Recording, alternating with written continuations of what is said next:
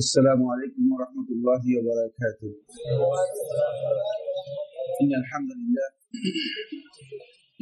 لله نحمده ونستعينه ونستغفره ونؤمن به ونتوكل عليه ونثني عليه الخير كله ونعوذ بالله من شرور أنفسنا ومن سيئات أعمالنا. من يهده الله فلا مضل له ومن يضلل فلا هادي له، وأشهد أن لا إله إلا الله وحده لا شريك له، وأشهد أن محمدا عبد الله ورسوله الذي أرسله الله بالحق بشيرا ونذيرا وداعيا إلى الله بإذنه وسراجا منيرا. أما بعد، فإن خير الحديث كتاب الله، وخير الحديث محمد صلى الله عليه وسلم، وشر الأمور محدثاتها، وكل محدثة بدعة، وكل بدعة ضلالة، وكل ضلالة في النار، أو كما قال عليه الصلاة والسلام.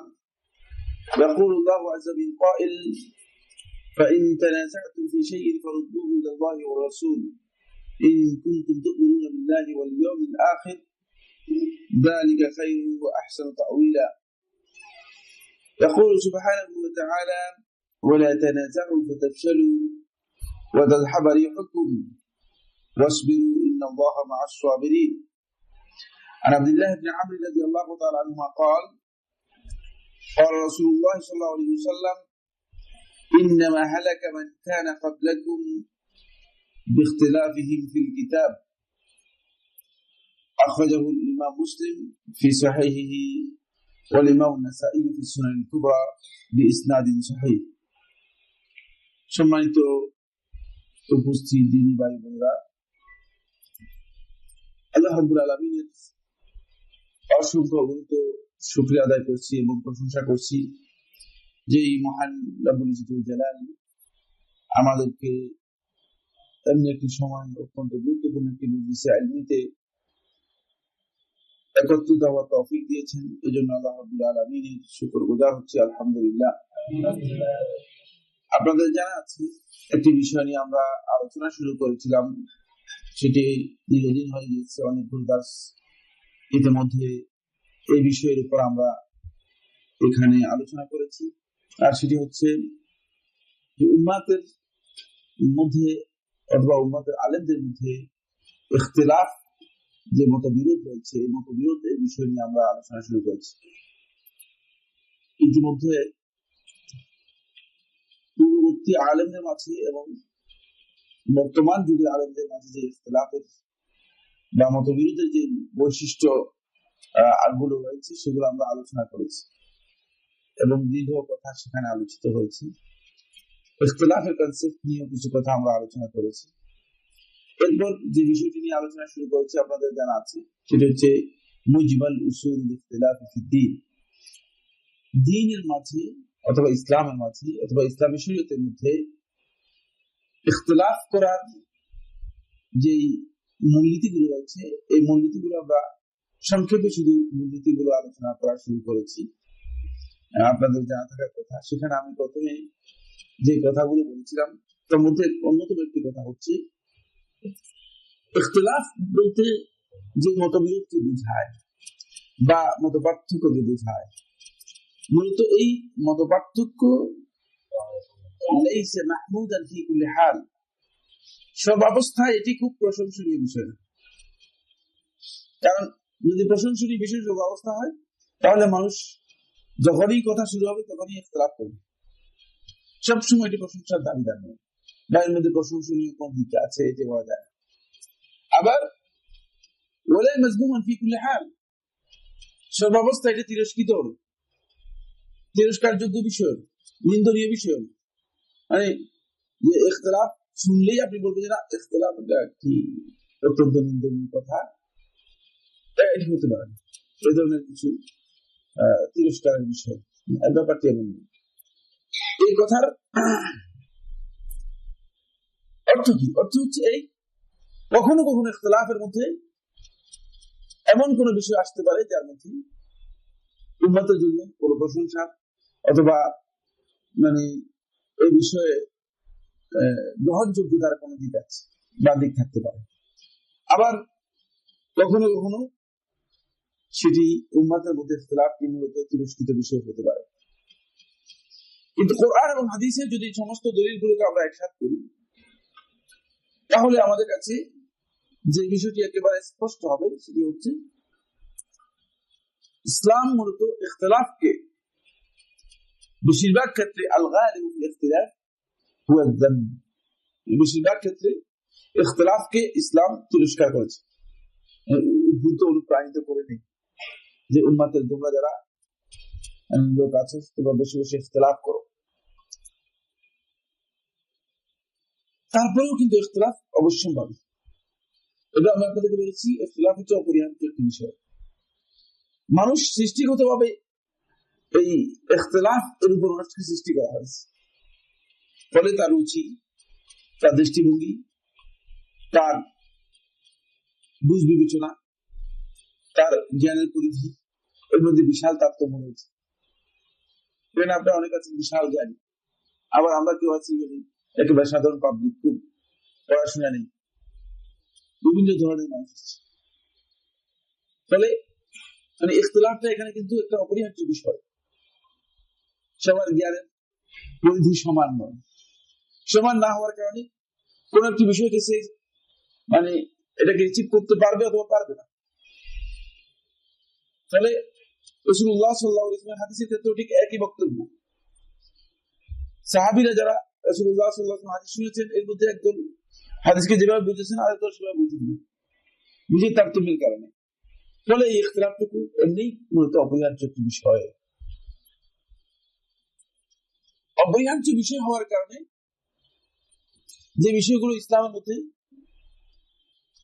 হয়তো স্বভাবজাত অথবা সৃষ্টিগত, এগুলোর জন্য ইসলাম কোরআন এবং হাদিসের মধ্যে আর ভিন্নভাবে অনুপ্রাণিত করা প্রয়োজন নেই, এই জন্য করে নাই কোথাও। যেমন খেতে হবে আপনাকে, এই জন্য কোরআন হাদিসের মধ্যে খাওয়ার জন্য খুব অনুপ্রাণিত কোথাও করে নাই, শুধু একটি আয়াতের মধ্যে যথেষ্ট করে দিয়েছে, কুলু ওয়াশরাবু ওয়া লা তুসরিফু ইন্নাহু লা ইউহিব্বুল মুসরিফিন। অনেক দীর্ঘ উদ্বুদ্ধ অনুপ্রাণিত খাওয়ার জন্য পানীয়, কি কি পানীয় নিবে না নিবে প্রয়োজন হয় না, কারণ মানুষ সৃষ্টিগত ভাবেই তার খাবারের চাহিদা আছে এবং সে খাবেই, বারবার দরকার। বিবাহ মানুষের তাবিয়তের একটি বিষয়। তাখরিজুল ফুরু আল উসুলের মধ্যে উল্লেখ করেছে যে এটা হচ্ছে মানুষের একটি সৃষ্টিগত একটি চাহিদা। ফলে এর জন্য কোরআনের মধ্যে বারবার মানে বিবাহের জন্য বারবার নির্দেশ দিয়েছে, উদ্বুদ্ধ করেছে, দেখবেন না, বরং শুরু করেছে এভাবে যে ওয়াইন খিফতুম আল্লা তুফসিদু ফিল ইয়াতামা ফানকিহু মা তাবা লাকুম মিনান নিসা, বলছে যদি ভয় তোমাদের আশঙ্কা থাকে তোমরা ইনসাফ করতে পারবে না, তাহলে তোমাদের বিয়ে করো। বুঝতে পেরেছেন কি? বারবার বিবাহের জন্য খুব গুরুত্ব দিয়েছে এমন নয়, মানুষ স্বভাবজাত বিষয়। ঠিক একই বিষয় হচ্ছে মানুষের স্বভাবজাত সৃষ্টিগত বিষয়, সেটি হচ্ছে মানুষ এর মধ্যে ইখতিলাফ থাকা। ইখতিলাফ থাকা এটি একই ধরনের একটি বিষয়। ফলে এই ইখতিলাফের মধ্যে মানুষকে আবার অনুপ্রাণিত করার দরকার নেই, উৎসাহিত করার দরকার নেই, ইখতিলাফ এমনি হয়ে যাবে।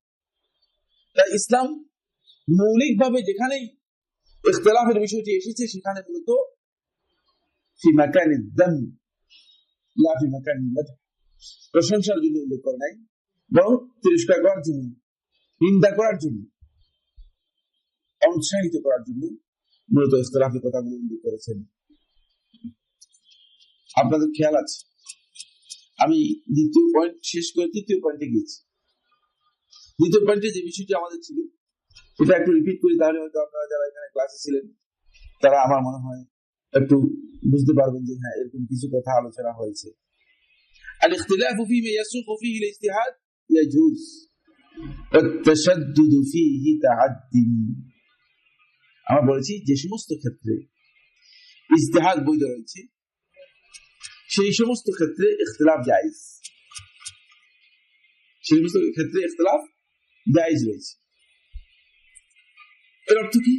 এর অর্থ হচ্ছে যেখানে ইজতিহাদের কোনো সুযোগ নেই সেখানে কি নেই, ইখতিলাফ করা জায়েজ আছে কিনা? ইখতিলাফ করা জায়েজ নেই। সুতরাং যেই সমস্ত মাসাইলের ব্যাপারে বা শরীয়তের যেই সমস্ত বিধানের ব্যাপারে আদৌ ইজতিহাদের কোনো অবকাশ নেই, সুযোগ নেই, কেউ যদি এসে সেখানে মনে করেন যে আমি ইখতিলাফ করতেছি এখানে, তাহলে আমরা স্পষ্ট করে বলেছি যে তার এই ইখতিলাফটুকু ইসলামী শরীয়ত অনুযায়ী কি নয়, গ্রহণযোগ্য হবে না, এবং এই ইখতিলাফ মূলত একেবারেই মুহাররাম, হারাম কাজ। তখন ইখতিলাফটা কি হবে? তার জন্য হারাম হবে, জায়েজ হবে।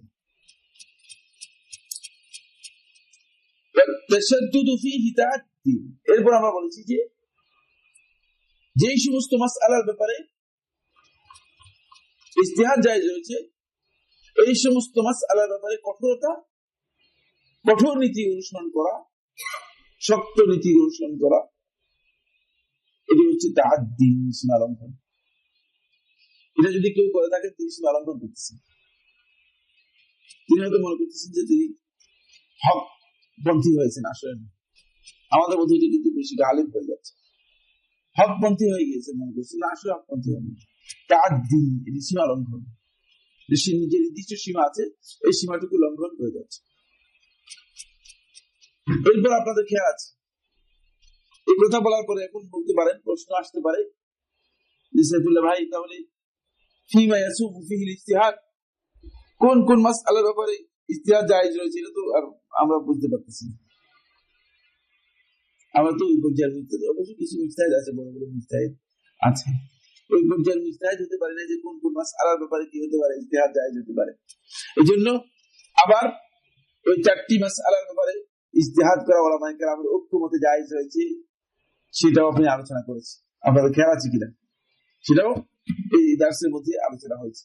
যেই সমস্ত মাসাইলের ব্যাপারে, শরীয়তের যেই সমস্ত বিষয়ের ব্যাপারে ইসলাম অনুমোদন দিয়েছে ইজতিহাদ করার জন্য, সেই বিষয়গুলো আমরা আলোচনা করেছি, 4টি বিষয়। এরপরে 3 নম্বর যে মূলনীতি, সেই মূলনীতির উপর আলোচনা হয়েছে, সেটি হচ্ছে আল ইখতিলাফু বিমুকাবিলিন নাসি হাওয়ান মুত্তাবা। অত্যন্ত গুরুত্বপূর্ণ একটি মূলনীতি, যেখানে নস স্পষ্ট হয়ে গেছে। নস হচ্ছে দলিল, নস এর বাংলা হচ্ছে টেক্সট, শরীয়তের পরিভাষায় কোরআন এবং হাদিসের দলিলকে বলা হয় তাকে নস। বুঝতে পেরেছেন তো? যেখানে নস পাওয়া যাবে, নসের এগেইনস্টে, বিপরীতে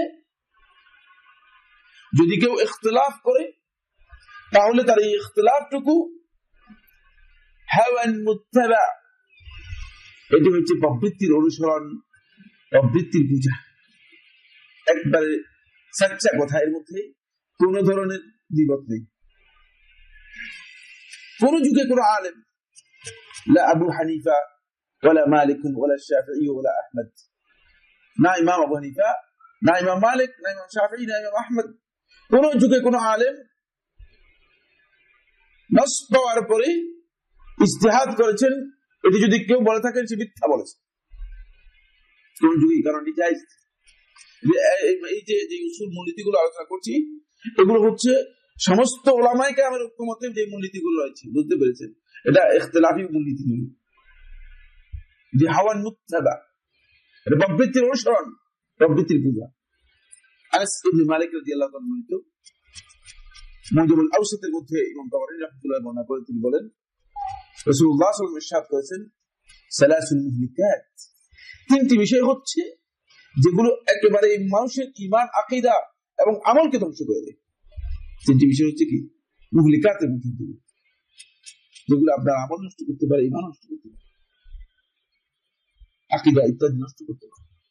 সালাসুল মুহলিকাত, মুহলিকাতের ব্যাখ্যার মধ্যে হাফেজ ইবনে হাজার রাহমাতুল্লাহ আলাইহি বলেছেন, এই বিষয়গুলোকে এই জন্য মুহলিকাত বলা হয়েছে যে এগুলো একজন ব্যক্তির দুনিয়া এবং আখিরাত দুটোকে নষ্ট করে দেবে। আর দীর্ঘ আলোচনা রয়েছে, আজকে আলোচনা বিষয়ের জন্য সেদিকে যাচ্ছি না। তার মধ্যে প্রথম হচ্ছে হাওয়ান মুত্তাবা, প্রবৃত্তির অনুসরণ, প্রবৃত্তি পূজা। কোন ব্যক্তিকে প্রবৃত্তি পেয়ে গেলে আপনি তাকে যতই বুঝান না কেন, যতই বুঝান না কেন তাকে আর বুঝতে পারবেন না। এটি উপলব্ধির বড় ধরনের অন্তত্ব, উপলব্ধি বড় ধরনের অন্তত্ব। এটা কি ওই ব্যক্তির মতো যে ব্যক্তি জন্ম থেকে অন্ধ, তাকে যদি কিয়ামত পর্যন্ত আপনি চেষ্টা করেন সাদা আর কালোর মধ্যে পার্থক্য বোঝানোর জন্য, যতই ডকুমেন্ট দেন না কেন, যতই এভিডেন্স তার সামনে পেশ করেন না কেন, কিন্তু শেষ পর্যন্ত বলি ভাই আমি তো কিছু বুঝলাম না, কারণ সে তো আসলে কিছুই দেখেনি। এর মধ্যে আর পার্থক্য তাকে বুঝতে পারবেন না। উপলব্ধির অন্ধ যে ব্যক্তি, সে হচ্ছে সত্যিকার প্রবৃত্তির অনুসারী, হাওয়ার মুত্তাবান আশহুল মুতায়া। এটা হচ্ছে লোভ লালসা অনুগামী অনুসারী, যে ব্যক্তি সবসময় লালসার দিকে যাচ্ছে, নিজের লোভ। এটাও মানুষের জন্য মুহলিকা, বড় ধরনের ধ্বংসকারী বিষয়, বড় ধরনের ধ্বংসাত্মক কাজ। এরপরে আইজাবুল মারই বিনাফসিহি, কোন ব্যক্তি আত্মগরিমা এবং আত্মপ্রবঞ্চনার মধ্যে পতিত হয়, আমি যেটা বলছি এটাই হক, আশ্রব বাতিল। এ ধরনের বহু লোক আছে। বক্তব্যের ধরন থেকে বুঝা যায় যে মনে হয় যেন তিনি আল্লাহর সাথে কথা বলে এসে বক্তব্য দিচ্ছেন, অথচ আল্লাহ তো দূরের কথা, কোন সাহাবীর সাথে সাক্ষাৎ হয়নি, কোন সাহাবীর সাথে সাক্ষাৎ হয়নি। এই ধরনের কিন্তু আহলুল ইলম যারা সত্যিকার আলেমদের সাথে যখন বসেছি, দেখেছি যে ইলমের কারণে তাদের বক্তব্যের মধ্যে সেই শালীনতার সৌন্দর্য রয়েছে। বরং এর আগে ইমাম শাফিঈ রাহমাতুল্লাহ আলাইহি বলেন, ইমাম শাফিঈ রাহমাতুল্লাহ বলছে হচ্ছে সমস্ত উলামায়ে কেরামের ঐক্যমতে ইমামুন ফিল লুগা, ইমামুন ফিল হাদিস, ইমামুন ফিস সুন্নাহ। সমস্ত উলামায়ে কেরাম কেউ দ্বিমত করেন, তিনি আরবি ভাষার জন্য ইমাম। আরবি ভাষার ক্ষেত্রে যদি কোনো বক্তব্য তিনি দেন, তাহলে ইমাম হিসেবে তার মানে এই বক্তব্য গ্রহণযোগ্য হবে। হাদিসের মধ্যে তিনি কোনো বক্তব্য দেন, সেটা ইমাম হিসেবে গ্রহণযোগ্য হবে। বুঝতে পেরেছেন কিনা? তারপরে যদি সুন্নাহ এর ব্যাপারে কোনো বক্তব্য তিনি দেন, সেটা সমস্ত উলামায়ে কেরাম থেকে সুন্নাহ বিদআত হওয়ার সম্ভাবনা নেই। এত সত্ত্বেও ইমাম শাফিঈ রাহমাতুল্লাহ বলতেছেন, قولي صواب ويحتمل الخطأ। তোমাদেরকে এটা বলছি যে আমি যে বক্তব্য দিলাম এই বক্তব্য সঠিক, কিন্তু ইয়াহতামিল খাতা, সম্ভাবনা আছে ভুল হওয়ার। বুঝছেন ইলমের পরিচয় কিভাবে দিচ্ছেন? আমি যে বক্তব্য, যে গবেষণা দিচ্ছি সেটা হচ্ছে সঠিক কথা, আমি মনে করি যেটা সঠিক শুদ্ধ, আমার গবেষণা অনুযায়ী, আমার ইজতিহাদ অনুযায়ী বক্তব্য শুদ্ধ। ইয়াহতামিলুল খাতা, কিন্তু সম্ভাবনা আছে কি ভুল হওয়ার। ওয়া কাউলু গায়রি খাতা, আমার বিপক্ষে যে বক্তব্য দিয়েছে, অন্যরা যে বক্তব্য দিয়েছে তাদের বক্তব্য আমি মনে করি, এইটা আমি বিশ্বাস করি যে তার বক্তব্য শুদ্ধ নয়। ওয়া ইয়াহতামিলুস সাওয়াব, কিন্তু সম্ভাবনা আছে শুদ্ধ হওয়ার। সেটা পার্সেন্টেজ উল্লেখ করে কত পার্সেন্ট, কিন্তু একটা পার্সেন্টেজ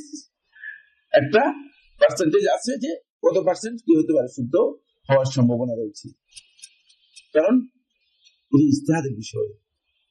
কেন এই কথা বলেছেন? এই কথা বলার কারণ হচ্ছে যেহেতু বিষয়টি হচ্ছে ইজতিহাদের বিষয়, ইজতিহাদের বিষয় হওয়ার কারণে এখানে প্রবৃত্তির অনুসরণ করার কোন সুযোগ নেই। সুতরাং প্রবৃত্তিধারী দ্বারা তারাই অন্ধভাবে কথা বলে বা সীমা লঙ্ঘন করে, অথবা নিজের বক্তব্যকে সবচেয়ে বেশি গুরুত্ব দিয়ে বলেন। কিন্তু যে গুরুত্ব মানুষের জন্য মুহলিকা, ধ্বংসকারী। যা বলবেন ব্যক্তি আত্মপ্রবঞ্চনা পতিত হওয়া, নিজের কথাকে সবচেয়ে বেশি শ্রেষ্ঠ বক্তব্য মনে করা। এই কথা থেকে আবার এটা বোঝার কোনো সুযোগ নেই, এখানে তিনি হয়তো এটা বুঝে গেছেন যে সবসময় নিজের কথাকেই তিনি শ্রেষ্ঠ না মনে করলে তিনি কি হয়ে যাবেন, তিনি আত্মপ্রবঞ্চনা করবেন না। ব্যাপারটা বলবেন যে সবসময় আপনি আপনার বক্তব্যকে যদি শ্রেষ্ঠ মনে না করেন, তাহলে আপনি আত্মপ্রবঞ্চনায় করবেন না, ব্যাপারটা এমন না। এটি আরেকটি দীর্ঘ আলোচনা। আত্মপ্রবঞ্চনা থেকে বাঁচার পদ্ধতি দীর্ঘ একটি আরেকটি বিষয়। কিন্তু আত্মপ্রবঞ্চনা মূলত এই ক্ষেত্রে বেশি হয় থাকে, সেটি হচ্ছে কোন ব্যক্তি নিজের রায়কে, নিজের অভিমতকে অন্যদের অভিমতের উপর সবচেয়ে শ্রেষ্ঠ, শুদ্ধ এবং সঠিক মনে করা। এটা মূলত আত্মপ্রবঞ্চনার মানে বহিঃপ্রকাশের একটি দিক, অন্যতম একটি দিক, যার মাধ্যমে ব্যক্তির আত্মপ্রবঞ্চনার বিষয়টি মানে ফুটে উঠে অথবা মানুষের কাছে পরিলক্ষিত হয়। এখানে যে মূলনীতির কথা আমরা আলোচনা করলাম সেটি হচ্ছে আল ইখতিলাফু বিমুকাবিলিন নসসি ওয়াল মুত্তাবা। নসসের বিপরীতে, দলিলের বিপরীতে যদি কেউ ইখতিলাফ করে থাকেন, তাহলে তার ইখতিলাফটুকু হবে মূলত হাওয়ান মুত্তাবা, প্রবৃত্তির অনুসরণ। তাই কোরআন এবং হাদিসের দলিল যদি তার কাছে স্পষ্ট হয়ে যায়, তাহলে যদি তিনি মনে করেন যে আমাকে এখানে ইখতিলাফ করার অবকাশ আছে, তাহলে কিন্তু তার এই কাজটুকু ভুল হবে, শুদ্ধ হবে না। ওয়াকিল ইবনে জাররাহ রাহমাতুল্লাহ আলাইহি থেকে বর্ণনা করেন ইমাম তিরমিজি রাহমাতুল্লাহ তাআলা সুনানের মধ্যে, তিনি বলেন যে রাসূলুল্লাহ সাল্লাল্লাহু আলাইহি ওয়াসাল্লাম হজের মধ্যে আশা রাসূলুল্লাহ সাল্লাল্লাহু আলাইহি ওয়াসাল্লাম আল বুদনা বিল হজ, হজের মধ্যে উটকে ইশার করেছেন। ইশার বলা হয় কি, যে হাদি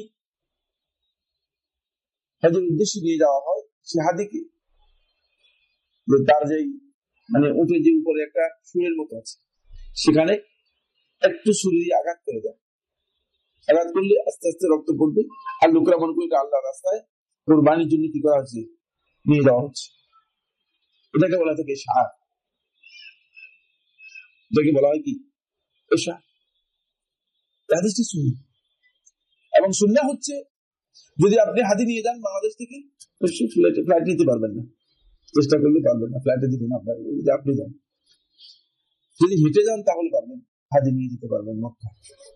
যেহেতু রাসূলুল্লাহ সাল্লাল্লাহু আলাইহি ওয়াসাল্লাম মদিনা থেকে হেঁটে মক্কা এসেছেন, হেঁটে অথবা মানে উটের মাধ্যমে, ফলে রাসূল সাল্লাল্লাহু আলাইহি ওয়াসাল্লাম এইভাবে তার হাদিগুলো ইশার করেছেন। ইশারের হাদিসটি সহিহ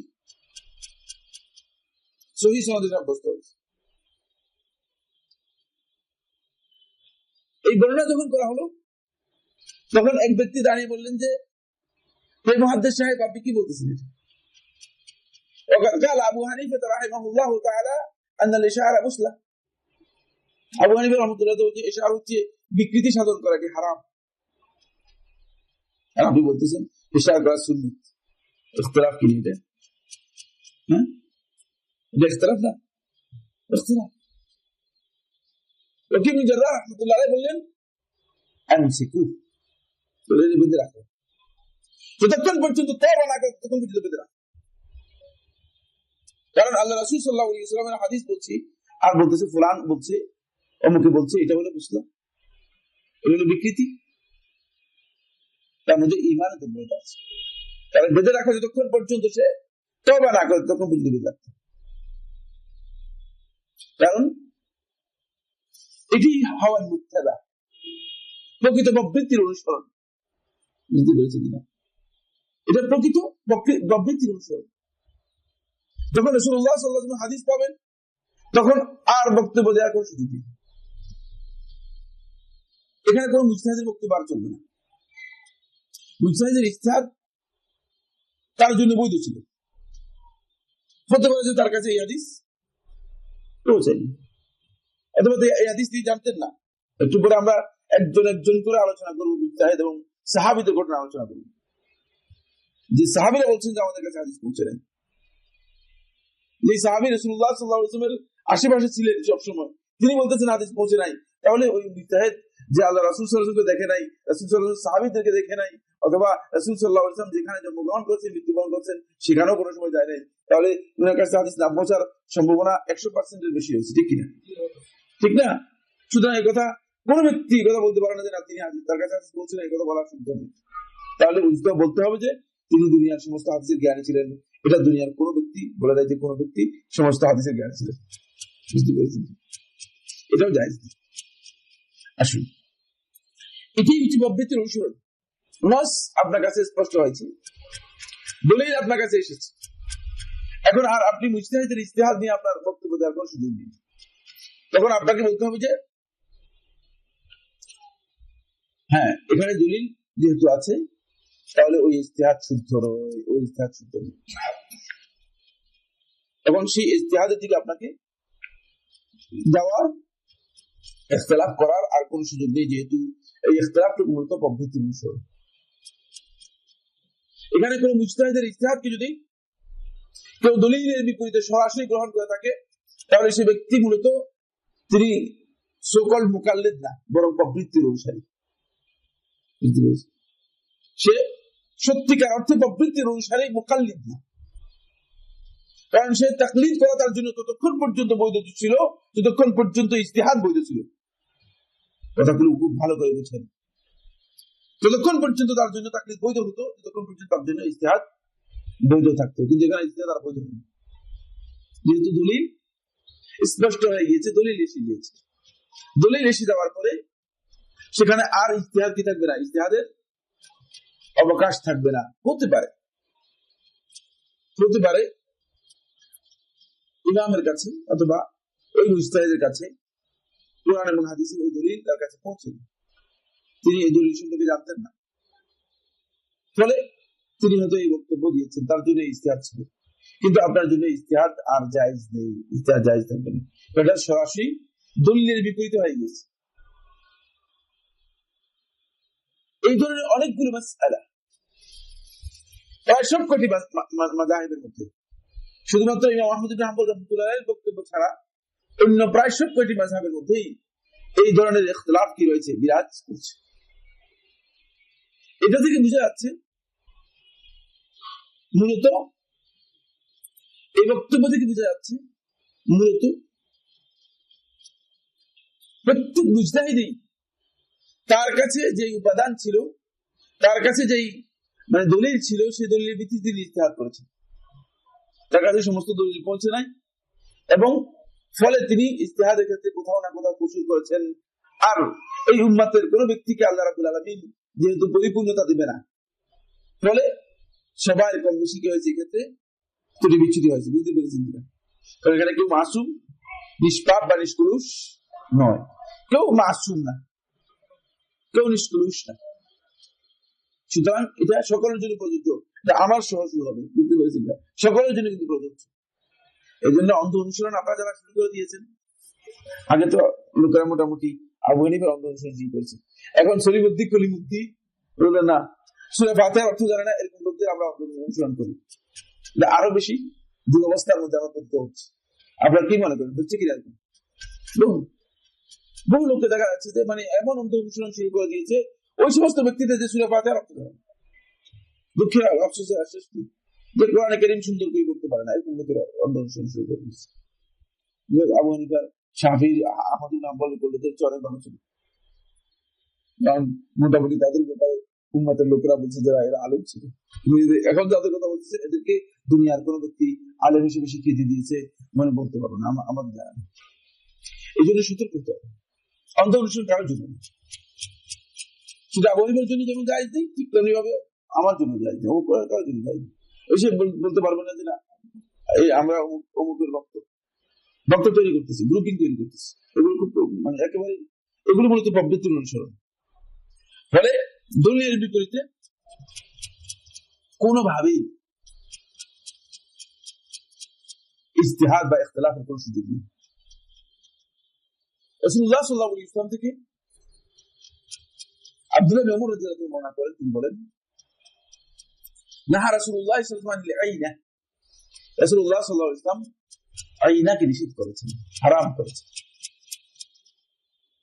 আইনা কি? আইনা হচ্ছে এক প্রকারের সুদী লেনদেন, যে সুদী লেনদেনের পরিচয় এভাবে যে আপনি কোন ব্যক্তি থেকে একটা জিনিস কিনলেন, শোরুম থেকে একটা, এই যুগে উদাহরণ দিলে আপনার বুঝতে যুগের লোক, ডিজিটাল যুগের লোক। শোরুম থেকে আপনি একটা প্রাইভেট কার কিনলেন, 2 লক্ষ টাকা দিয়ে প্রাইভেট কারটা কিনলেন শোরুম থেকে, বাকিতে ক্রয় করলেন, 2 লক্ষ টাকা বাকিতে ক্রয় করলেন শোরুম থেকে। আবার ওই শোরুমের কাছে বিক্রি করে দিয়ে আসলেন 1 লক্ষ টাকা নগদে। এটি ইসলামে হারাম। বুঝতে পেরেছেন? এটা কি ইসলামে হারাম, এটাকে আইনা বলা হয়। এটাকে রাসূলুল্লাহ সাল্লাল্লাহু আলাইহি ওয়াসাল্লাম আইনা বলছেন। ইমাম শাফিঈ রাহমাতুল্লাহর কাছে হাদিস পড়ছে কি আমরা জানি না। ইমাম শাফিঈ রাহমাতুল্লাহ বলছেন না, আইনা না জায়েজ তো কারণ দেখি না। কারণ সাফকাতানি মুখতালিফাতানি, দুটি ভিন্ন মানে ক্রয় বিক্রয়। একটি ক্রয় তার সাথে চুক্তিবদ্ধ হয়েছে বাকিতে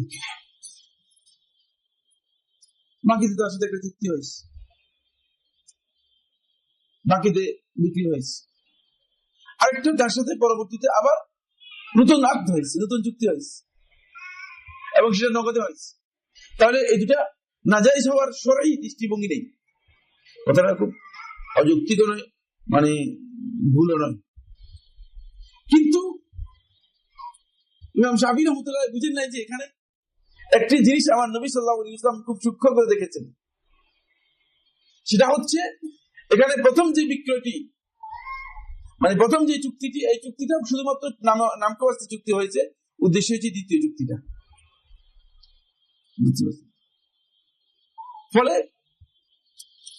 এর মাধ্যমে মানে যে বিক্রেতা রয়েছে, বিক্রেতা অবৈধভাবে ক্রেতার কাছ থেকে অতিরিক্ত সম্পদ নিয়ে যাচ্ছে, যে প্রক্রিয়াটি ইসলামের মোটেও জায়েজ নেই এবং এটা সুদের প্রক্রিয়া। রাসূলুল্লাহ সাল্লাল্লাহু আলাইহি ওয়াসাল্লাম হাদিসের মধ্যে স্পষ্ট হাদিসের মধ্যে নিষেধ করেছেন। কিন্তু ইমাম শাফিঈ রাহমাতুল্লাহ বলে এটি জায়েজ না, জায়েজ নয়। না জায়েজের কোনো কারণ দেখি না।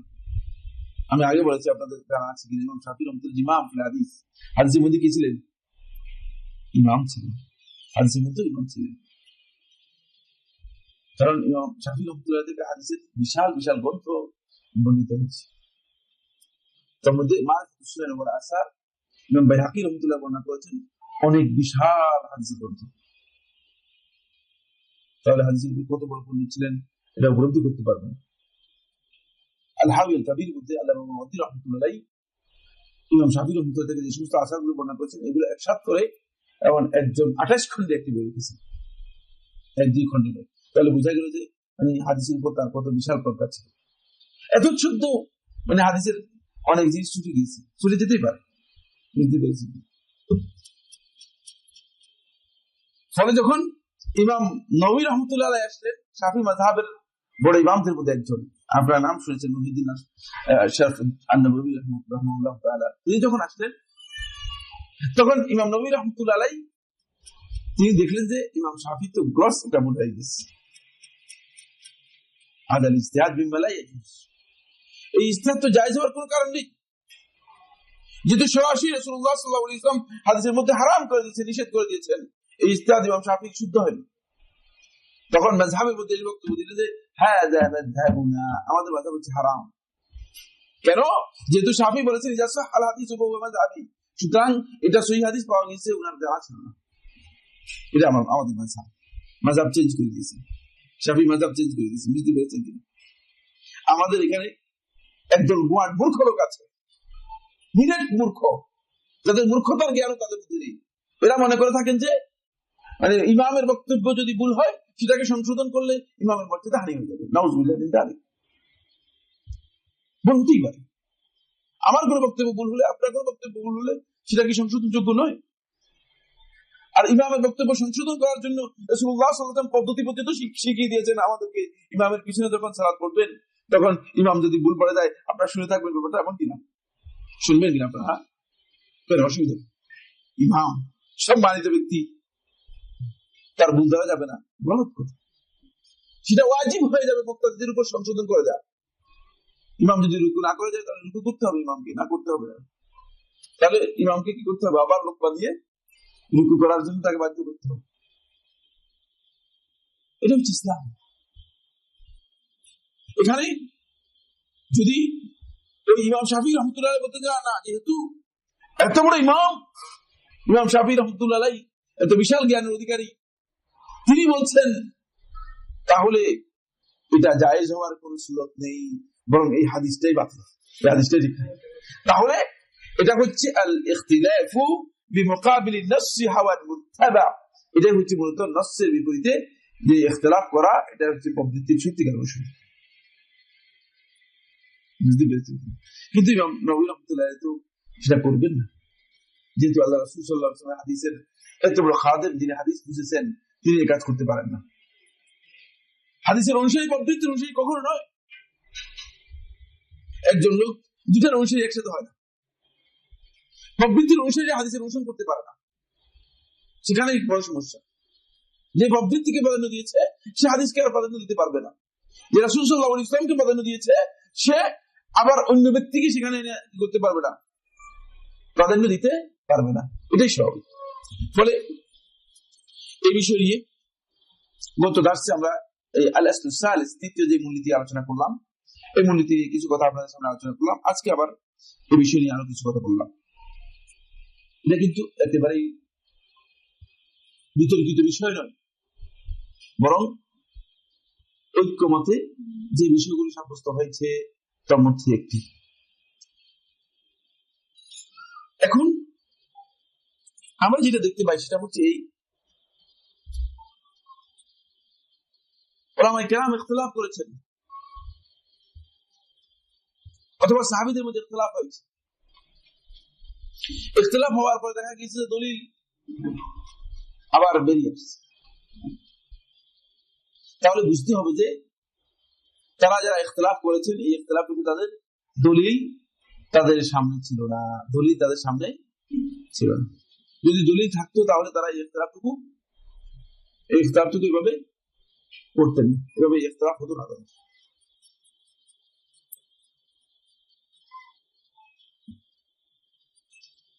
এখানে প্রবৃত্তির মূলনীতি তৈরি করা দরকার নেই। কেউ কেউ তার এই গোলামি এবং ইখতিলাফকে অথবা অন্ধ অনুসরণকে এস্টাবলিশ করার জন্য আরো প্রবৃত্তি চালিত মূলনীতি তৈরি করে দিয়েছে। এটা মূলত আমরা গত আলোচনায় আপনাদেরকে বলেছি, এটা হচ্ছে দলিলকে অস্বীকার করা। এটা হচ্ছে দলিলকে অস্বীকার করা। দলিলকে অস্বীকার করার মতো কোন মূলনীতি যদি কেউ তৈরি করে থাকেন, তিনি ভুল করেছেন।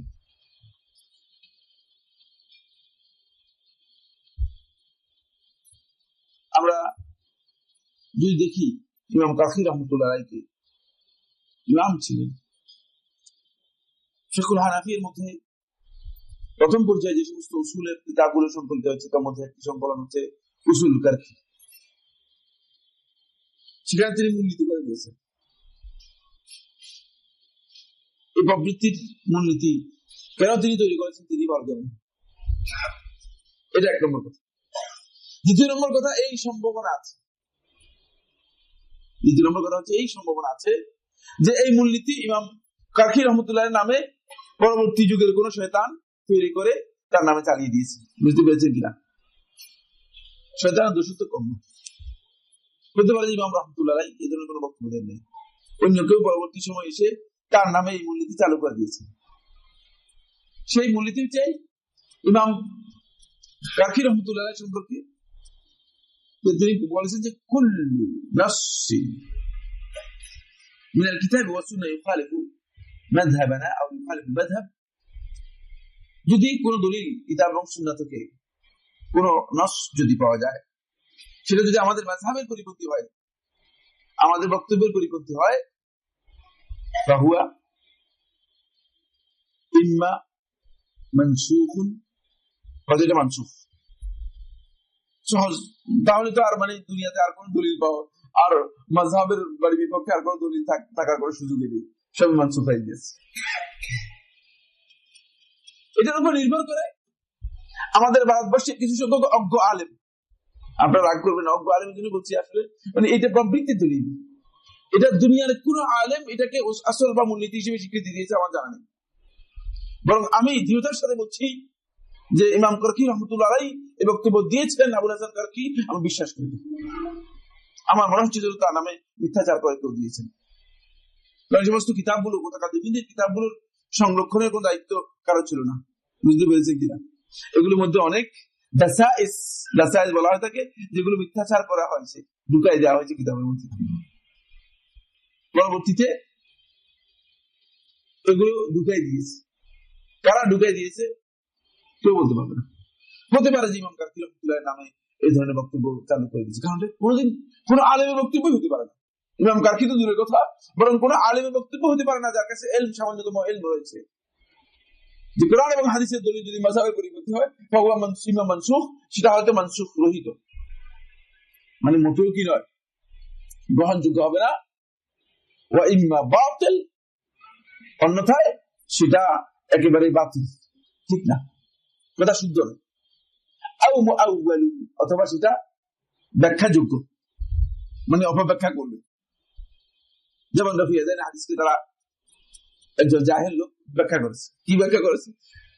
জাহেলদের জানে যে মানে এই ব্যাখ্যাটা করলে যে মানে কত বড় ক্ষতি হয়ে যাবে ইসলামের, অথবা দ্বীনের কত বড় ক্ষতি হয়ে যাবে, এতটুকু জাহেল লোকদের মাথার মধ্যে আসলো না। ব্যাখ্যা করেছে যে রফিয়াদের এই হাদিসগুলো আগের যুগে ছিল, ওই যে মানসুখ বলছে এগুলো পরে মানসুখ হয়ে গেছে। বুঝতে পেরেছেন কি?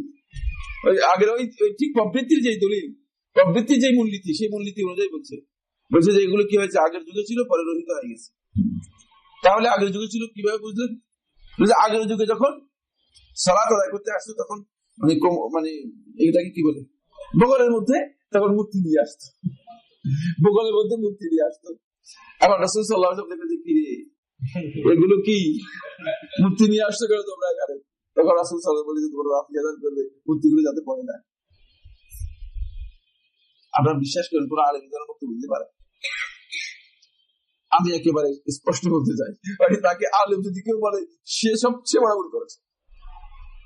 কোন আলেমের বক্তব্য এমন হতে পারে না। আর সবচেয়ে বড় মানে এই বক্তব্যের মধ্যে সবচেয়ে বড় দৃষ্টতা হচ্ছে এই যে আল্লাহ রাসূল সাল্লাল্লাহু আলাইহি ওয়াসাল্লাম সাহাবীদেরকে মুশরিক মনে করা হচ্ছে। নাউযুবিল্লাহি মিন যালিক। কত বড় দৃষ্টতা যে আল্লাহ রাসূল সাল্লাল্লাহু আলাইহি ওয়াসাল্লাম সাহাবীরা কেউ মুশরিক ছিলেন ঈমান আনার পরে, কেউ মূর্তি নিয়ে, বগলের মধ্যে মূর্তি নিয়ে। ঈমান আনার আগে যারা শিরক করতো তারাও তো বগলের মধ্যে মূর্তি নিয়ে আসেনি, এবং যারা ঈমান এনেছে তারা বগলে করে মূর্তি নিয়ে ঘোরাফেরা করতো, তারপরে মসজিদে সালাত আদায় করার জন্য আসতো। এই ধরনের চিন্তা আপনার মতো লোকের মাথায় কিভাবে আসে? কিভাবে মাথায় চিন্তা করছে? আমরা তাবিল করে দিই, এটা অপব্যাখ্যা আমরা তৈরি করবো। এই অপব্যাখ্যা কোথেকে আপনি বের পেলেন?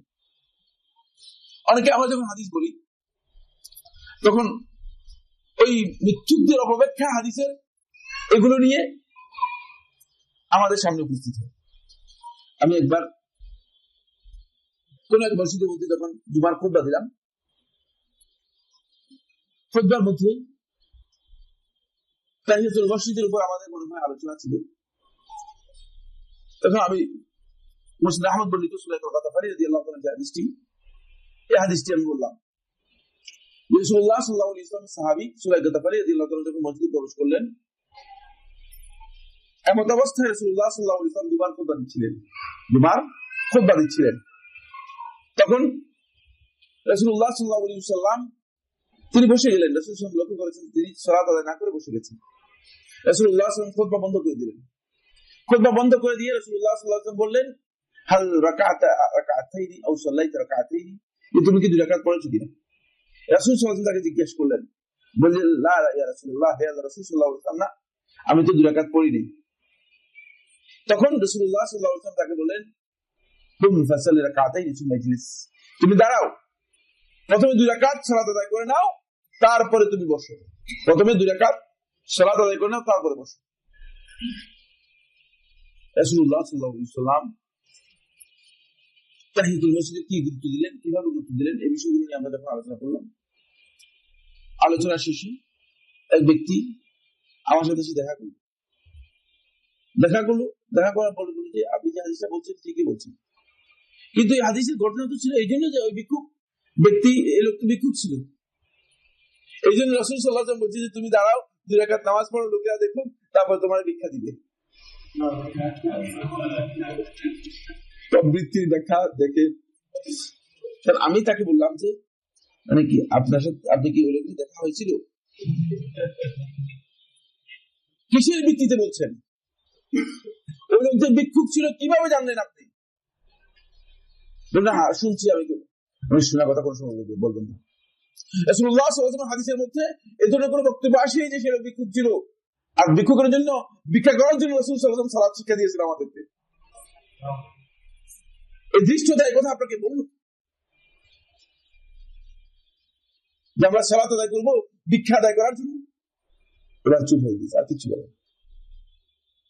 এই সকল আলিম যারা আছে কোরআন হাদিস না পড়েই প্রবৃত্তির অনুসরণ করে, যারা আজকে সমাজে ইমামতির ব্যবসা, মুয়াজ্জিনের ব্যবসা, তামিজ তুমারের ব্যবসা, এই ধরনের কঠিন কঠিন ব্যবসা করে যাচ্ছে, যেগুলো সবগুলো শিরকি ব্যবসা, এই সমস্ত লোকেরা হাদিসের রাসূল সাল্লাল্লাহু আলাইহি ওয়াসাল্লাম হাদিসের এভাবে অপব্যাখ্যা দিয়ে দেয়, এজন্য অপব্যাখ্যা দিয়ে দেয়। ফলে রাসূলুল্লাহ সাল্লাল্লাহু আলাইহি ওয়াসাল্লামের হাদিসের ব্যাপারে তাদের ব্যাখ্যা শুনলে মাঝে মধ্যে শয়তান পর্যন্ত হাসবে, এই ধরনের বক্তব্য তারা দেয়। এটা প্রবৃত্তির অনুসরণ। এটা হচ্ছে আল ইখতিলাফু বিমুকাবিলিন নাস হাওয়ান মুত্তাবা, এই মূলনীতির অন্তর্ভুক্ত। দলিলের বিপরীতে, নসের এগেইনস্টে এই ধরনের কোন ইখতিলাফ, এই ধরনের কোন মতামত, মতবিরোধ, মত পার্থক্য অথবা নিজের ইজতিহাদ করা, এটি হচ্ছে প্রবৃত্তির অনুসরণ করা। মনে করা যেটা আমি ইজতিহাদ করতে পারবো না, এখানে ইজতিহাদ চলবে না, এখানে আপনাকে থেমে যেতে হবে, আপনাকে থেমে যেতে হবে। হতে পারে আপনার হয়তো মুজতাহিদ যিনি ছিলেন তার কাছে পৌঁছায়নি, তিনি জানেন না, কিন্তু আপনার জন্য এটি জায়েজ নেই যে আপনি মানে এখন ওই প্রবৃত্তির অনুসরণ করে আপনি সেভাবে চলবেন, এটি একেবারে হারাম। 4 নম্বর মূলনীতি আল আসলুর রাবি', চতুর্থ মূলনীতি, এটি খুবই ইম্পর্টেন্ট মূলনীতি। মূলনীতিগুলো আজকে আলোচনা করে শেষ হবে না, মানে মূলনীতিগুলো আগে আলোচনা করব, তারপরে মৌলিক এই বিষয়ে ওলামায়ে কেরামের বক্তব্য রয়েছে, সেগুলোর কথা বলবো। আল আসলুর রাবি', চতুর্থ মূলনীতি হচ্ছে আল আসলু ফিল ইখতিলাফি الاعتماد على الدليل نصا او مدلولا। الاصل في الاختلاف، اختلافের ক্ষেত্রে, মতবিরোধের ক্ষেত্রে মূলনীতি হচ্ছে الاعتماد على الدليل, দলিলের উপর নির্ভর করতে হবে। الاعتماد على الدليل, দলিলের উপর আপনাকে নির্ভর করতে হবে। দলিলের উপর নির্ভর করার অর্থ, দলিলের উপর নির্ভর করা হচ্ছে আপনি যে ইখতিলাফ করবেন, ইখতিলাফ আপনার পক্ষে দলিল থাকতে হবে যে আপনি ইখতিলাফ করতেছেন এই দলিলের ভিত্তিতে। এই কথা বলার সুযোগ নেই যে এই মাসআলার মধ্যে আমি ইখতিলাফ করেছি, আমি এমনি ইখতিলাফ করলাম। আমাকে ইখতিলাফ করতে বলছে, আমার প্রশ্ন করতেছে একজন, সাইফুল্লাহ ভাই, আমরা 2-3 জন বন্ধু মাসআলা এই বিষয় নিয়ে আমরা যথেষ্ট ইখতিলাফ করেছি, কেন ইখতিলাফ করেছেন আপনারা? কারণটা কি? কি কারণে ইখতিলাফটা করেছেন? কিসের ভিত্তিতে ইখতিলাফটা করেছেন? এটি ইখতিলাফ নয়, ঝগড়া। বুঝতে পেরেছেন কিনা? ইখতিলাফ আর ঝগড়া এক জিনিস নয়, বিবাদ করেছেন। যদি সেখানে কোনো দলিলের ভিত্তি না থাকে, ইখতিলাফের জন্য যদি কোনো দলিলের ভিত্তি না থাকে, তাহলে সেটা আপনি ঝগড়া করেছেন, অহেতুক বেহুদা কাজ করেছেন, যে কাজের কোনো অর্থ নেই, যে কাজের মধ্যে কোনো ধরনের কি ফায়দা নেই, এমন কাজ করেছেন। বুঝতে পেরেছেন কিনা? এটাকে ইখতিলাফ বলা হবে না। যদি কেউ বলে থাকে এটা ইখতিলাফ, ভুল করেছেন, যে আমাদের মধ্যে ইখতিলাফ হয়ে গেছে। আরে কি কারণে ইখতিলাফ হলো আপনাদের? আমি অনেককে শুনি যে আমরা ইখতিলাফ করেছি। কি ইখতিলাফ করেছেন? আপনাদের ইখতিলাফ করার কারণটা কি? কোনো ভিত্তি নেই, আন্দাজের উপর, অনুমানের উপর, ধারণার উপর আমরা ইখতিলাফ করেছি। বন্ধুগণ, এটি আপনাদেরকে জেনে নিতে হবে যে দলিল ছাড়া, দলিলের উপর যদি ইতিমাদ বা নির্ভর না হয়, দলিল নির্ভর যদি না হয়, তাহলে কোন ইখতিলাফ এটি ইখতিলাফ নয়। এটাকে শরীয়তের পরিভাষায় ইখতিলাফ বলা হয় না, এটাকে বলা হয় থাকে আন-নিজা। এটা হলো ঝগড়া বিবাদ। এটাকে ইসলাম মোটেও এলাও করেনি। এটাকে মুনাফিকের লক্ষণ হিসেবে রাসূলুল্লাহ সাল্লাল্লাহু আলাইহি ওয়াসাল্লাম বলেছেন, এটা মুনাফিকের লক্ষণ। বরং এই মিরা ইসলামে একেবারে প্রত্যাখ্যাত। আল জাদাল ফি দ্দীন দালালা। দ্বীনের ব্যাপারে উলামায়ে কেরাম একমত হয়েছেন যে না জেনে আন্দাজের উপর বিতর্ক এবং ঝগড়া বিবাদে লিপ্ত হওয়া এটি হচ্ছে বিভ্রান্তির বিষয়। কোন দলিল দেয় কিছু না, আন্দাজের উপর ভিত্তি করে আপনি কারো ঝগড়া করতেছেন। এটা কোন যুগে কোন আলেম এটাকে ইখতিলাফ করে নাই বলতে ভুল বলছেন, বললে কি করেছেন, ভুল বলছেন।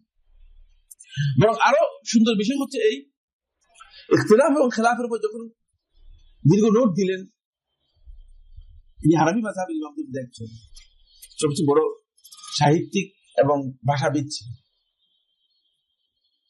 শরীয়তের পরিভাষাগুলোর উপর এবং কুরআন এবং হাদিসের যে শব্দগুলো ব্যবহার হয়েছে এগুলোর মিনিং এর উপর, টার্মোলজির উপর তার বক্তব্য রয়েছে, বই রয়েছে আল কুল্লিয়াত।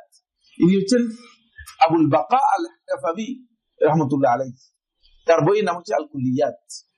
এর মধ্যে তিনি এই বিষয় নিয়ে কথা বলেছেন। ইখতিলাফ এবং খেলাফের মধ্যে যে মৌলিক পার্থক্য রয়েছে সেই পার্থক্যগুলো তুলে ধরেছেন। একটি হচ্ছে ইখতিলাফ, আপনি মতবিরোধ করলেন আমার সাথে কোন একটা বিষয় নিয়ে, অথবা কোনো আলেমের সাথে, অথবা কোনো মুজতাহিদের সাথে, মানে কোন একটা দ্বীনি বিষয় নিয়ে মতবিরোধ করলেন। আর খেলাফ হচ্ছে মতবিরোধ নয়, বিরুদ্ধাচরণ করা, বিরোধিতা করা। বুঝতে পেরেছি কিনা? মতবিরোধ নয়, বিরুদ্ধাচরণ করা। বিরুদ্ধাচরণ কাকে বলা হয়, বিরোধিতা কাকে বলা হয়? আমি বললাম যে সালাতের মধ্যে সূরা ফাতিহা পড়া, সালাতের মধ্যে এটা হচ্ছে সালাতের রুকুন। আর আপনি বললেন না সূরা ফাতিহা সালাতের মধ্যে পড়া দরকার নেই, বিরুদ্ধাচরণ করলেন। বুঝতে পেরেছি? দুটা এক জিনিস নয়, দুটি এক বিষয় নয়। ফলে আবুল বাকা আল কাফাবি রাহমাতুল্লাহ আলাইহি আল কুল্লিয়াতের মধ্যে তিনি এই বিষয়গুলোকে এভাবে উল্লেখ করেছেন যে ইখতিলাফ এবং খিলাফের মধ্যে এক বিশাল পার্থক্য রয়েছে। যদিও আরবি ভাষার শব্দকে যদি আমরা বিশ্লেষণ করি, শাব্দিক বিশ্লেষণ করি, দুটাই মূলত কাছাকাছি অর্থ বোঝায়, কিন্তু যেহেতু এই দুটি শব্দের রুট অফ ভার্ব যেটাকে বলে, যেটা আরবিতে বলা হয় মাসদার, আপনারা যারা আরবি পণ্ডিত আছেন এখানে বুঝার কথা, মাসদার রুট অফ ভার্ব, এই রুটটা একই, খা লাম ফা, এটা হচ্ছে রুট। একই রুটের মানে এটার যদি ইউজ ফর্মিংটা চেঞ্জ হয় তাহলে অর্থের সামান্য কাছাকাছি পার্থক্য হয়, কিন্তু মৌলিক পার্থক্য হবে না। কিন্তু তারপরেও প্রায়োগিক দিক থেকে এর মধ্যে কিছু মৌলিক পার্থক্য রয়েছে। এই প্রায়োগিক পার্থক্যটি আবুল বাকা ছাড়া আর কেউ কোনো কিতাবের মধ্যে উল্লেখ করেছেন তাও আমার জানা নেই। আচ্ছা, তার বক্তব্যগুলো শুনি, তারপরে আমি এখানে আমার একটা গবেষণা হচ্ছে সেই বিষয়টি যদি সুযোগ হয় দৃষ্টি আকর্ষণ করবো। শুনে আর কতক্ষণ আছে ছবি, তাহলে ঠিক আছে। এক নম্বর, তিনি চারটি দিক থেকে এই মানে বিশ্লেষণটি করেছেন, চারটি পয়েন্ট এটাকে বিশ্লেষণ করেছেন। এক নম্বর বিশ্লেষণ করেছেন যে ইখতিলাফ মূলত বলা হয় তাকে মাত্তাহাদা ফীহিল কাসদ, যেখানে উদ্দেশ্য একটা কিন্তু ওই উদ্দেশ্যে পৌঁছার ক্ষেত্রে মানে কি হয়েছে, বিরোধ তৈরি হয়েছে, পার্থক্য তৈরি হয়েছে, তারতম্য তৈরি হয়েছে, উদ্দেশ্যে পৌঁছার ক্ষেত্রে তারতম্য তৈরি হয়েছে, এটাকে বলা হয় ইখতিলাফ। কিন্তু উদ্দেশ্য একই, উদ্দেশ্যটা কি একই। যেমন শরীয়তের যে কোনো একটা হুকুম, এটার মধ্যে ইখতিলাফ, হুকুমটা শরীয়তের মধ্যে এই বিষয়ে, যেমন কাউল আমিন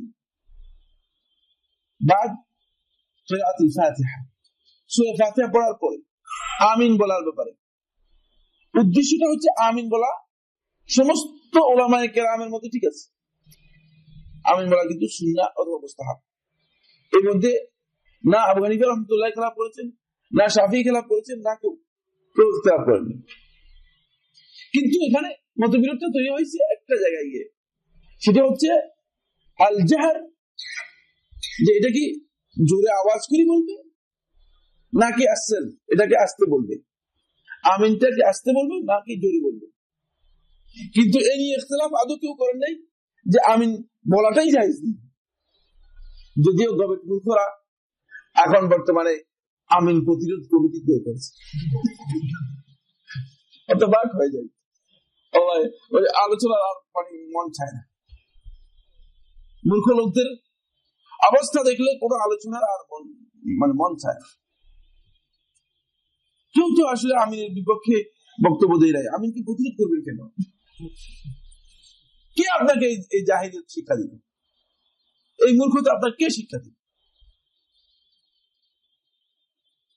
এগুলো আমাদের বড় মূর্খতা। এটা নয়, সেখানে ইখতিলাফ হয়েছে আল উসুল ইলাই, যে এটার পদ্ধতিটা কি হবে, এই নিয়ে মতবিরোধ, এই পদ্ধতি নিয়ে কি আপনি কি জোরে চিল্লাইয়া বলবেন নাকি আস্তে বলবেন, সেটার উপর কথা, সে নিয়ে ইখতিলাফ হয়েছে। কিন্তু মাকসাদ একটাই, উদ্দেশ্য ঠিক আছে, উদ্দেশ্যের মধ্যে বৈরিতা নেই, উদ্দেশ্যের মধ্যে বৈপরীত্য নেই, উদ্দেশ্যের মধ্যে বৈপরীত্য নেই।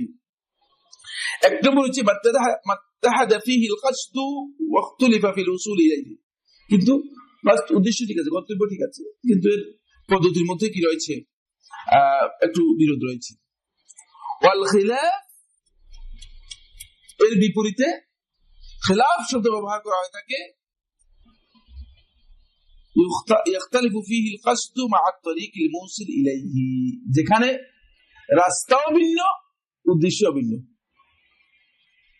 এখানে আপনারা দুইজন যাবেন সিলেট, একজন এনা বাসের মধ্যে উঠলেন, আরেকজন কি বাস, মানে অন্য বাসের মধ্যে উঠলেন, গন্তব্য ঠিক আছে। এখন এখানে গন্তব্য ঠিক নেই, রাস্তাও ঠিক নেই, একজন যাবে সিলেট আর একজন যাবে রংপুর, পুরাই ভিন্ন। বুঝতে পেরেছেন? দুটার মধ্যে পার্থক্য করেছেন এভাবে। এই পার্থক্য আমি তৈরি করে নেই, এটাই বলতেছি আবুল বাকার কাহবীর কুল্লিয়াত থেকে। বুঝতে পেরেছি? খ্রিস্টান নম্বর বললে তাও এখানে লেখা আছে, বলে দিতে পারবো। এটা হলো মানে খেলাফ মতো জায়েজ, খেলাফ মারদুদ। তাহলে আপনি মূল গন্তব্যে পৌঁছতে পারবেন না। এখানে যারা হানাফি মাযহাব করতেছেন, অথবা যারা শাফি মাযহাব করতেছেন, অথবা যারা আহলে হাদিস মাযহাব করতেছেন, যারা এগুলো করতেছেন, সবাই কিন্তু জান্নাতে যেতে চায় না, কেউ কেউ জাহান্নামে যেতে চায়। হ্যাঁ, কারো কি মাকসুদ কি জাহান্নামে যাওয়ার আছে নাকি? তাহলে খেলাফটা বোঝা গেছে, ইখতিলাফটা বোঝা গেছে মানে। কিন্তু যদি আপনি তরিকা ভিন্ন করে নিয়ে রাস্তাও ভিন্ন করে নেন, তাহলে সেটা খিলাফে পরিণত হবে, সেটা ইখতিলাফ থাকবে না। দুই, আল ইখতিলাফু মা ইউস্তানাদু ইলা দালিল, এটা হলো মানে এখানে মূল কথা। আল ইখতিলাফু মা ইউস্তানাদু ইলা দালিল, ইখতিলাফের ভিত্তি হচ্ছে যার উপর দলিল, যার সাথে দলিলের সম্পর্ক রয়েছে, দলিলের কি রয়েছে, সম্পর্ক রয়েছে। একটু সামনে এগিয়ে আসেন, পিছনে বাইরের বসতে কষ্ট হচ্ছে, একটু কষ্ট করুন সামান্য একটু। তাহলে দুই নম্বর হলো আল ইখতিলাফ মা ইউস্তানাদু ইলা দালিল, ইখতিলাফ হচ্ছে মা ইউস্তানাদু ইলা দালিল, যেটি দলিলের উপর নির্ভরশীল, যেখানে দলিলের সম্পর্ক রয়েছে। বাইনামাল খিলাফ, এর মধ্যে খিলাফ হচ্ছে যেটা লা ইউস্তানাদু ইলা দালিল, যেখানে দলিলের উপর সম্পর্ক নেই, ঝগড়া। আপনি জিজ্ঞেস করেন বা আপনি যে বলছেন মানে এটা কিভাবে বলছেন, দলিল কোথায়? আমি বলছি তো, মানে আমি বলছি এটা দলিল। এটা হলো ভয়ঙ্কর ঝগড়া। এবং কোন ব্যক্তি যদি নিজে মনে করে থাকেন যে আমি বলছি এটাই দলিল, তাহলে কিন্তু তিনি সত্যিকার অর্থে পথভ্রষ্ট। এবং তার এই ইখতিলাফ, এই সকল ইখতিলাফের মধ্যে ইসলামের কোনো ফায়দা নেই, এবং এই ইখতিলাফ ইসলামে জায়েজ নেই। ইখতিলাফ কোন অবস্থায় মাহমুদ, প্রশংসার দাবি রাখে না, কোন অবস্থায়। এটি সব সময় মজমুম, এটি সব সময় নিন্দনীয়, তিরস্কৃত, এবং ওই ব্যক্তিও তিরস্কৃত। এটা ঝগড়া, এটা ইসলামী শরীয়তের মধ্যে এটাকে ইখতিলাফ বলা হয়, এটাকে ইখতিলাফ বলা হয়। আর উম্মতের মধ্যে যদি এই ধরনের ইখতিলাফ এসে যায়, তাহলে উম্মতের প্রকৃত উম্মতের মধ্যে বিচ্ছিন্নতা তৈরি হবে। যে বিচ্ছিন্নতাকে ইসলামের শরিয়ায় বলা হয়েছে ফিরকাবন্দি। এবং ফিরকাবন্দি এই কারণে হয়েছে। আপনি কি মনে করছেন ফিরকাবন্দি এমনি এমনি হয়ে গেছে? না, শুধু ইখতিলাফের যে কথা আমরা আলোচনা করেছি, ইখতিলাফের উপর ভিত্তি করে কোন ধরনের ফিরকাবন্দি সৃষ্টি হয়নি। কারণ ইখতিলাফের মাকসাদ এক, উদ্দেশ্য এক। উদ্দেশ্য হচ্ছে আল উসুল ইলাল হক হক লাভ করা, গন্তব্যে পৌঁছা। যাতে আমি হক, যেটি সত্য, যেটি গ্রহণযোগ্য, যেদিকে মূলত ইসলাম আমাকে নির্দেশ দিয়েছে, সেই দিকে পৌঁছার চেষ্টা করা। কিন্তু যখন সেটা খেলাফে চলে যাবে, তখন আর মাকসুদ এক থাকবে না, তখন মাকসুদটা চলে যাবে অন্যদিকে, আলা নিয়াতিহি, তাদের ব্যক্তিগত নিয়তের উপর চলে যাবে। বুঝতে পেরেছেন কিনা? এখন কোন খতিব সাহেব বক্তব্য দিচ্ছেন কোন নিয়তের উপর, সেটা আপনি বলতে পারবেন না, এটা খতিব সাহেব নিজে বলতে পারবেন। পকেটের সাথে সম্পৃক্ত, অন্যান্য কোন গ্রুপের সাথে তিনি আছেন সেগুলোর সাথে সম্পৃক্ত। বুঝতে পেরেছেন কিনা? এই জন্য মানে সেখানে এই খেলাফটুকু মূলত ফিরকাবন্দির দিকে নিয়ে যাবে। ফলে ইখতিলাফ কখনো মানুষকে ফিরকাবন্দির দিকে নেয়নি কোন যুগে। তাই আবু হানিফা রাহমাতুল্লাহ আলাইহি ইখতিলাফ করেছেন আবু হানিফার সাথে আবু ইউসুফ এবং মুহাম্মদ ইবনে হাসান, জুবাইর ইবনে হুযাইল, জিয়াদ ইবনে হাসান, তারপরে হাম্মাদ ইবনে আবি সুলাইমান, হাম্মাদ ইবনে আবি হানিফা, তারপরে আরো অন্যান্য, আসাদ ইবনে ফুরাত। বুঝতে পেরেছেন? এরা সবাই ইখতিলাফ করেছে, কিন্তু কারোর সাথে কোনোদিন ঝগড়া হয়নি, মারপিট হয় নাই, কিছুই হয়নি। কাউকে কেউ বেরো করে দেননি। ঠিক একই ইখতিলাফ ওয়াসিল ইবনে আতায়ের বৈঠকের মধ্যে হয়েছে বসরাতে, হাসান বসরি রাহমাতুল্লাহ আলাইহির সাথে ওয়াসিল ইবনে আতায়ের বৈঠকের মধ্যে হয়েছে। এবং ওই ইখতিলাফ হওয়ার পরে শেষ পর্যন্ত বলছে না, ঝগড়া হয়, দুই গ্রুপ হয়ে গেছে, দুই দল দুই দিকে চলে গেছে। একদল সুন্নাহ অনুসরণ করেছে, আর একদল সুন্নাহ থেকে নিজেদেরকে দূরে সরিয়ে নিয়ে গেছে। বুঝতে পেরেছেন কিনা? সেখান থেকে ইতিজালের মুতাজিলাদের আবির্ভাব ঘটেছে। তাহলে বোঝা গেল যে মূলত ইখতিলাফের উপর নির্ভর করে ফিরকাবন্দি হয়নি কখনো। এই বিষয়ে হয়তো সামনে আরো কথা আসবে। এটা হলো 2 নম্বর পয়েন্ট। 3 নম্বর পয়েন্টটি তিনি খুব সুন্দর উল্লেখ করেছেন, ভালো লেগেছে। মানে এই বক্তব্যগুলো তার পছন্দনীয় হয়েছে। হানাফি হলে তার বক্তব্য শোনা যাবে না এরকম না, মানে গবেষক ভালো গবেষণা করেছেন এবং কথাগুলো খুব মানে গুরুত্বভাবে বলেছে। আর কোন কিতাবের মধ্যে, দুনিয়ার কোন কিতাবের মধ্যে আসবে পাইনি, এখানে দেখেছি। আল ইখতিলাফু মিন আথারি রাহমা, যদি উম্মতের মধ্যে কোনো কারণে মানে কোন একটা বিষয় নিয়ে মতবিরোধ, মত পার্থক্য তৈরি হয়ে থাকে, এটা মূলত মানে রহমতের একটা মানে ধারাবাহিকতা। কেন? মানে এই মতবিরোধটা হতে পারে যে কোনো কারণে যদি মতবিরোধ হয়, মানে এখানে এই মতবিরোধের মাধ্যমে হয়তো উন্নতির উপর সহজ হয়ে যেতে পারে, জিনিসটা হয়তো কঠিন ছিল এখন সহজ হইতে পারে, এটা একটা দিক।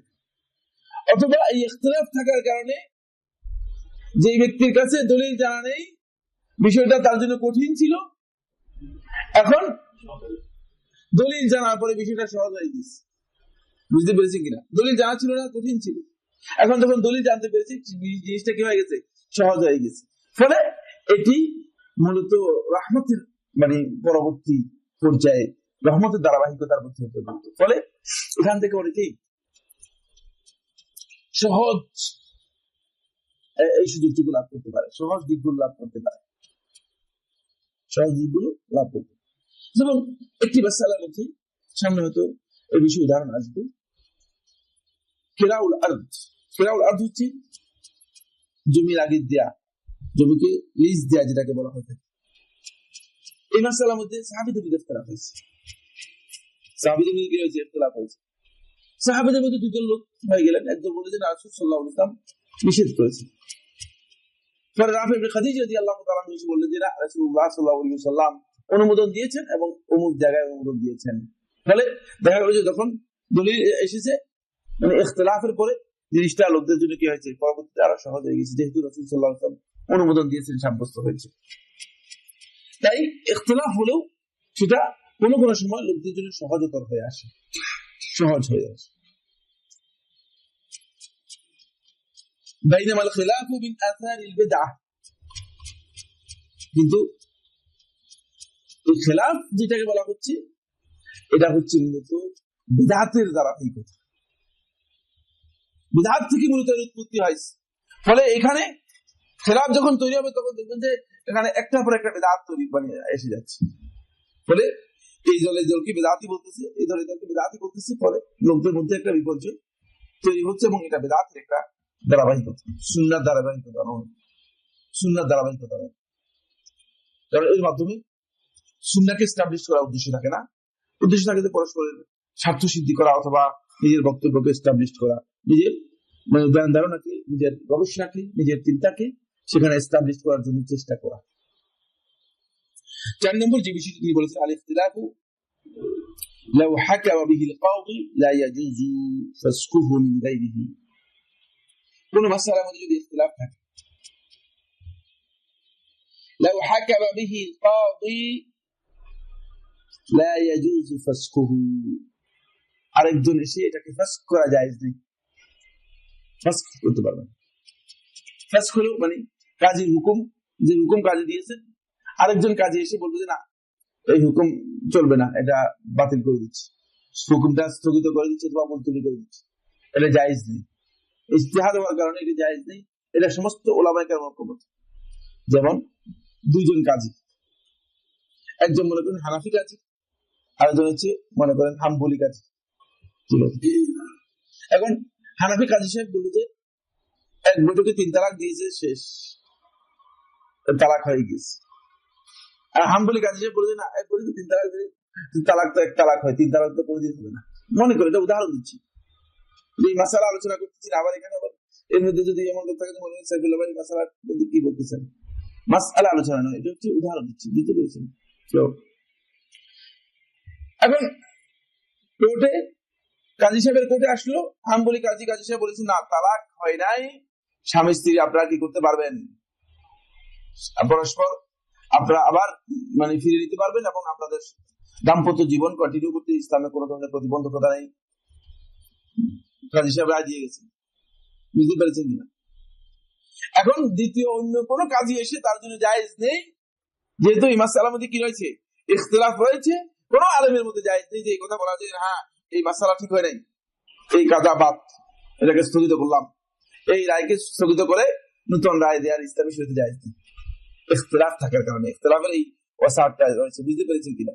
কিন্তু খিলাফের মধ্যে এটা নেই, কারণ এটা হলো ঝগড়া, এটা দলিলের ভিত্তিতে হচ্ছে না। তো ফলে এর বিপরীতে যদি আমরা দেখি তাহলে দেখবো বাইনামাল খিলাফ, এই খিলাফ যে হয়েছে ইয়াজুজু ফাসখুহু,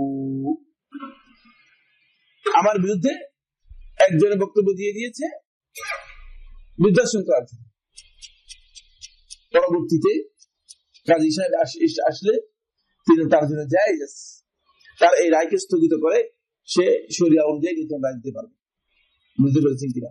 যেহেতু এটা ইখতিলাফ হিসেবে বিবেচিত হবে না, যে দলিলের ভিত্তি যদি না হয়ে থাকে। খুলাসাতু কওলিহি, মানে আবুল বাকা আল-কাহফি রাহমাতুল্লাহ আলাইহি খিলাফের মধ্যে যে দীর্ঘ কথা আলোচনা করলেন, এর মুদ্দা কথা হচ্ছে এই, ইন্নাহু ইযা জারা আল খিলাফু ফীমা ইয়াসুগু সুমিয়া ইখতিলাফান। এটা অবশ্য আগে বলে দিয়েছি আপনাদেরকে, মানে এই খোলাসাটা, এই মুদ্দা কথাটা বের করছেন যিনি, তিনি আরো পণ্ডিত বুদ্ধিমান, মানে এটা আমরা অবশ্য আলোচনা করে দিয়েছি, মানে এই নোটের আগেই আলোচনা করে দিয়েছি। সেটা হলো খুলাসাতু কওলিহি, তার বক্তব্যের মুদ্দা কথা হচ্ছে ইন্নাহু ইযা জারা আল খিলাফু ফীমা ইয়াসুগু ফীহি ইজতিহাদ, যে সমস্ত ক্ষেত্রে ইজতিহাদ বৈধ, যদি সেই ক্ষেত্রে কেউ ইজতিহাদ করে থাকে ইসাম্মা ইখতিলাফান, এটাকে ইখতিলাফ বলা হবে, বুঝতে পেরেছেন? ওয়া ইন জারা ফীমা লা ইয়াসুগুল ইজতিহাদু ফীহি, যদি যে সমস্ত ক্ষেত্রে ইজতিহাদ করার কোনো বৈধতা নেই, কোনো সুযোগ নেই, কোনো অবকাশ নেই, যদি এমন ক্ষেত্রে কেউ ইখতিলাফ করে থাকেন তাহলে ইউসাম্মা খিলাফান, এটাকে খিলাফ বলা হবে, ঝগড়া বলা হবে, এটাকে ইখতিলাফ বলা হবে না। দুটোর মধ্যে পার্থক্য বুঝতে পেরেছেন তো? না বুঝতে পারেননি? আবার আরো সহজ করি, সেটা হচ্ছে যেই সমস্ত মাসাইলের ব্যাপারে, বিষয়ের ব্যাপারে মূলত উলামায়ে কেরাম ঐক্যমতে পৌঁছেছেন যে এই ক্ষেত্রে ইজতিহাদ জায়েজ রয়েছে, সেই ক্ষেত্রে যদি কোনো ব্যক্তি ইজতিহাদ করেন তার ইজতিহাদকে খেলাফ হিসেবে, ইখতিলাফ হিসেবে গ্রহণ করা হবে, সেটা ইখতিলাফ বিবেচিত, মানে বিবেচনাধীন থাকবে, তার ইখতিলাফটা প্রযোজ্য হবে। আর যে সমস্ত মাসআলার ব্যাপারে ইজতিহাদ জায়েজ নেই, সেই ক্ষেত্রে যদি কোনো ব্যক্তি এসে ইখতিলাফ করে অথবা ইজতিহাদ করে, তার ইজতিহাদ ইখতিলাফকে কোন অবস্থায় বিবেচনা করা হবে না, কারণ এটাই হচ্ছে খেলাফ, বুঝতে পেরেছেন কি? এটা হচ্ছে খেলাফ। আর এই কথা আমরা স্পষ্ট করেছি যে কোন কোন মাসআলার ব্যাপারে বা কোন কোন বিষয়ের ব্যাপারে ইজতিহাদ জায়েজ হয়েছে, কোন কোন বিষয়ের ব্যাপারে ইজতিহাদ জায়েজ নেই, সেই বিষয়টি আমরা কি করেছি, এই বিষয়টি আলোচনা করেছি। এই যে পার্থক্যটুকু মূলত এটা প্রায়োগিক পার্থক্য, শাব্দিক পার্থক্য, এটা আমি অবশ্য দৃষ্টি আকর্ষণ করেছি, আপনাদের বলেছি শব্দের ব্যবহারগত দিক থেকে এই পার্থক্যটুকু খুব কম। খিলাফ শব্দটা যারা আরবি পড়েছেন তারা বুঝতে পারবেন, এটি হচ্ছে মুফাআলা এর মাসদার, এটা মুফাআলা এর মাসদার, মুফাআলা এর মাসদার। আর ইখতিলাফ শব্দটা ইফতিআল এর মাসদার, ইফতিআল এর মাসদার। ইফতিআল এগুলো আরবি ভাব, মানে এটাকে বলা হয় তাকে মানে স্ট্রাকচার অফ রুট, বুঝলেন না, এটাকে রুটের কিছু স্ট্রাকচার আছে আরবিতে, মানে যখন ভার্বকে ফর্ম করা হয় থাকে তখন ফর্মের কতগুলো রুট আছে, তার মধ্যে এই ইফতিআল একটা রুট, মুফাআলা আরেকটা রুট, দুটা রুট, দুটা মূল মূল মূল ধাতু, মূল শব্দ। ইফতিআলের মধ্যে যখন কোনো বিষয় আসে তখন এটি মূলত বেশিরভাগ ক্ষেত্রে লাজিম হয়, মুতাআদ্দি হয় না। লাজিম হয় মানে এটা ব্যক্তির সাথে সম্পৃক্ত হয়, অন্যের সাথে সম্পৃক্ত করা যায় না, এটাকে অন্যের সাথে এটাকে সম্পৃক্ত করা যায় না। ইখতিলাফটা মানে ব্যক্তি যে সমস্ত কাজের মধ্যে দ্বিমত পোষণ করে থাকে, মতবিরোধ করে থাকে, সেগুলোর ক্ষেত্রে প্রযোজ্য।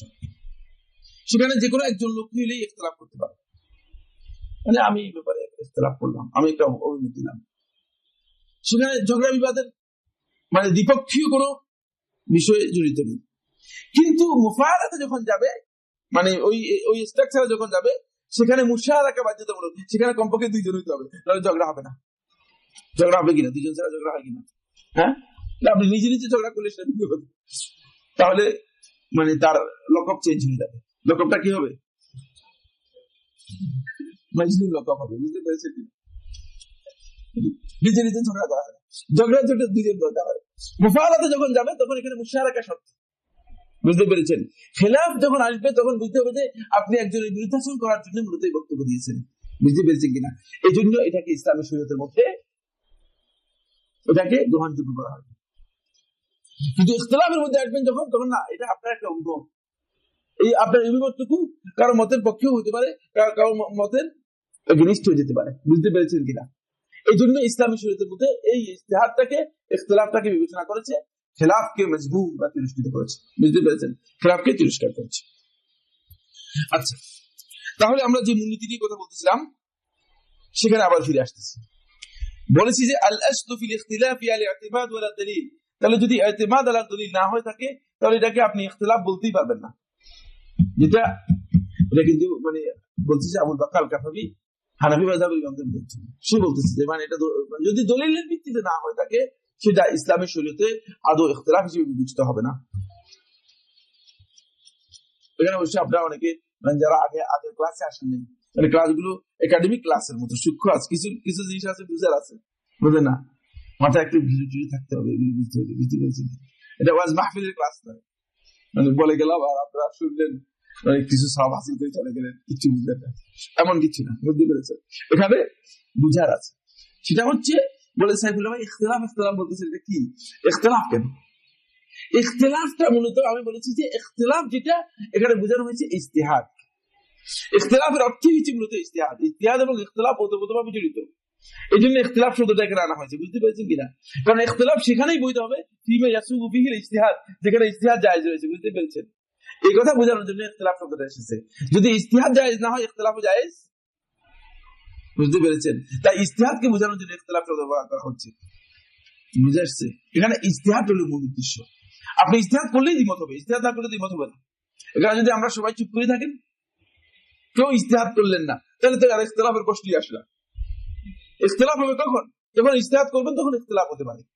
তাই এই জন্য ইজতিহাদ বোঝানোর জন্য মূলত ইখতিলাফ শব্দ ব্যবহার করা হচ্ছে, মূল উদ্দেশ্য হচ্ছে মূলত ইজতিহাদ, এটা খেয়াল করতে হবে। আল আসলু ফিল ইখতিলাফি লি'তিমাদ ওয়ালা দলিল, তাই ইখতিলাফের মধ্যে মূলনীতি হচ্ছে আল ইতিমাদ ওয়ালা দলিল, দলিলের উপর নির্ভর করেই কি করতে হবে, ইখতিলাফ করতে হবে।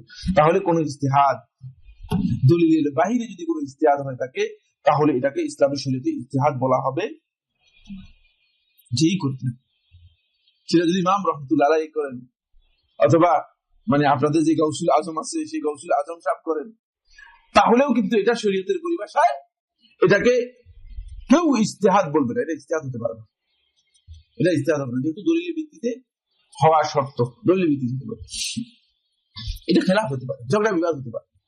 ইসলামের ঝগড়া বিবাদকে আদৌ কোন অবস্থায় সঙ্গত, বৈধ অথবা অনুমোদিত কোন বিষয় হিসেবে কোন দিকে কোন সময় আখ্যায়িত করেনি, কোন সময় বলেনি।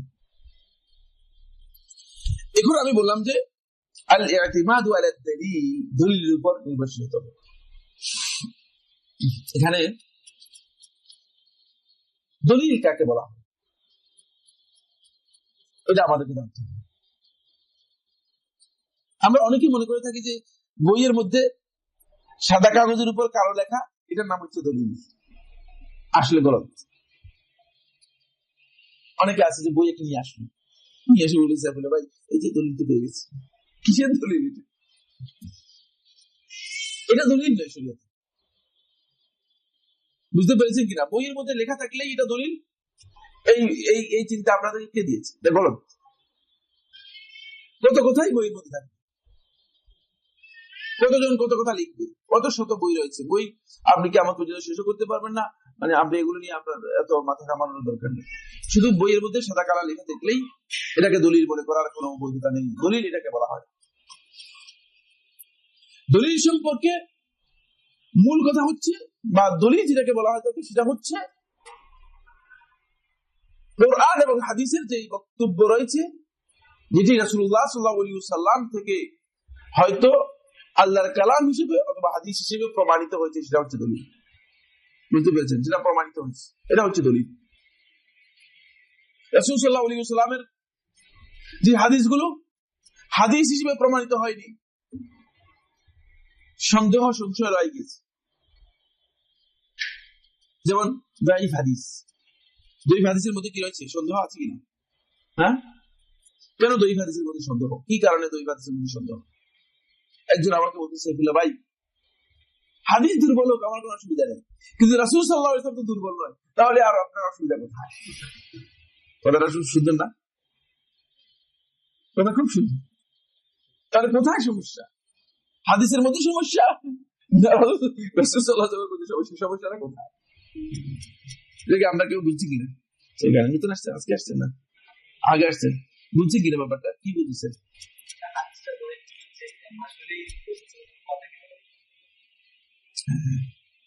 ভালো আলোচনা করেছে।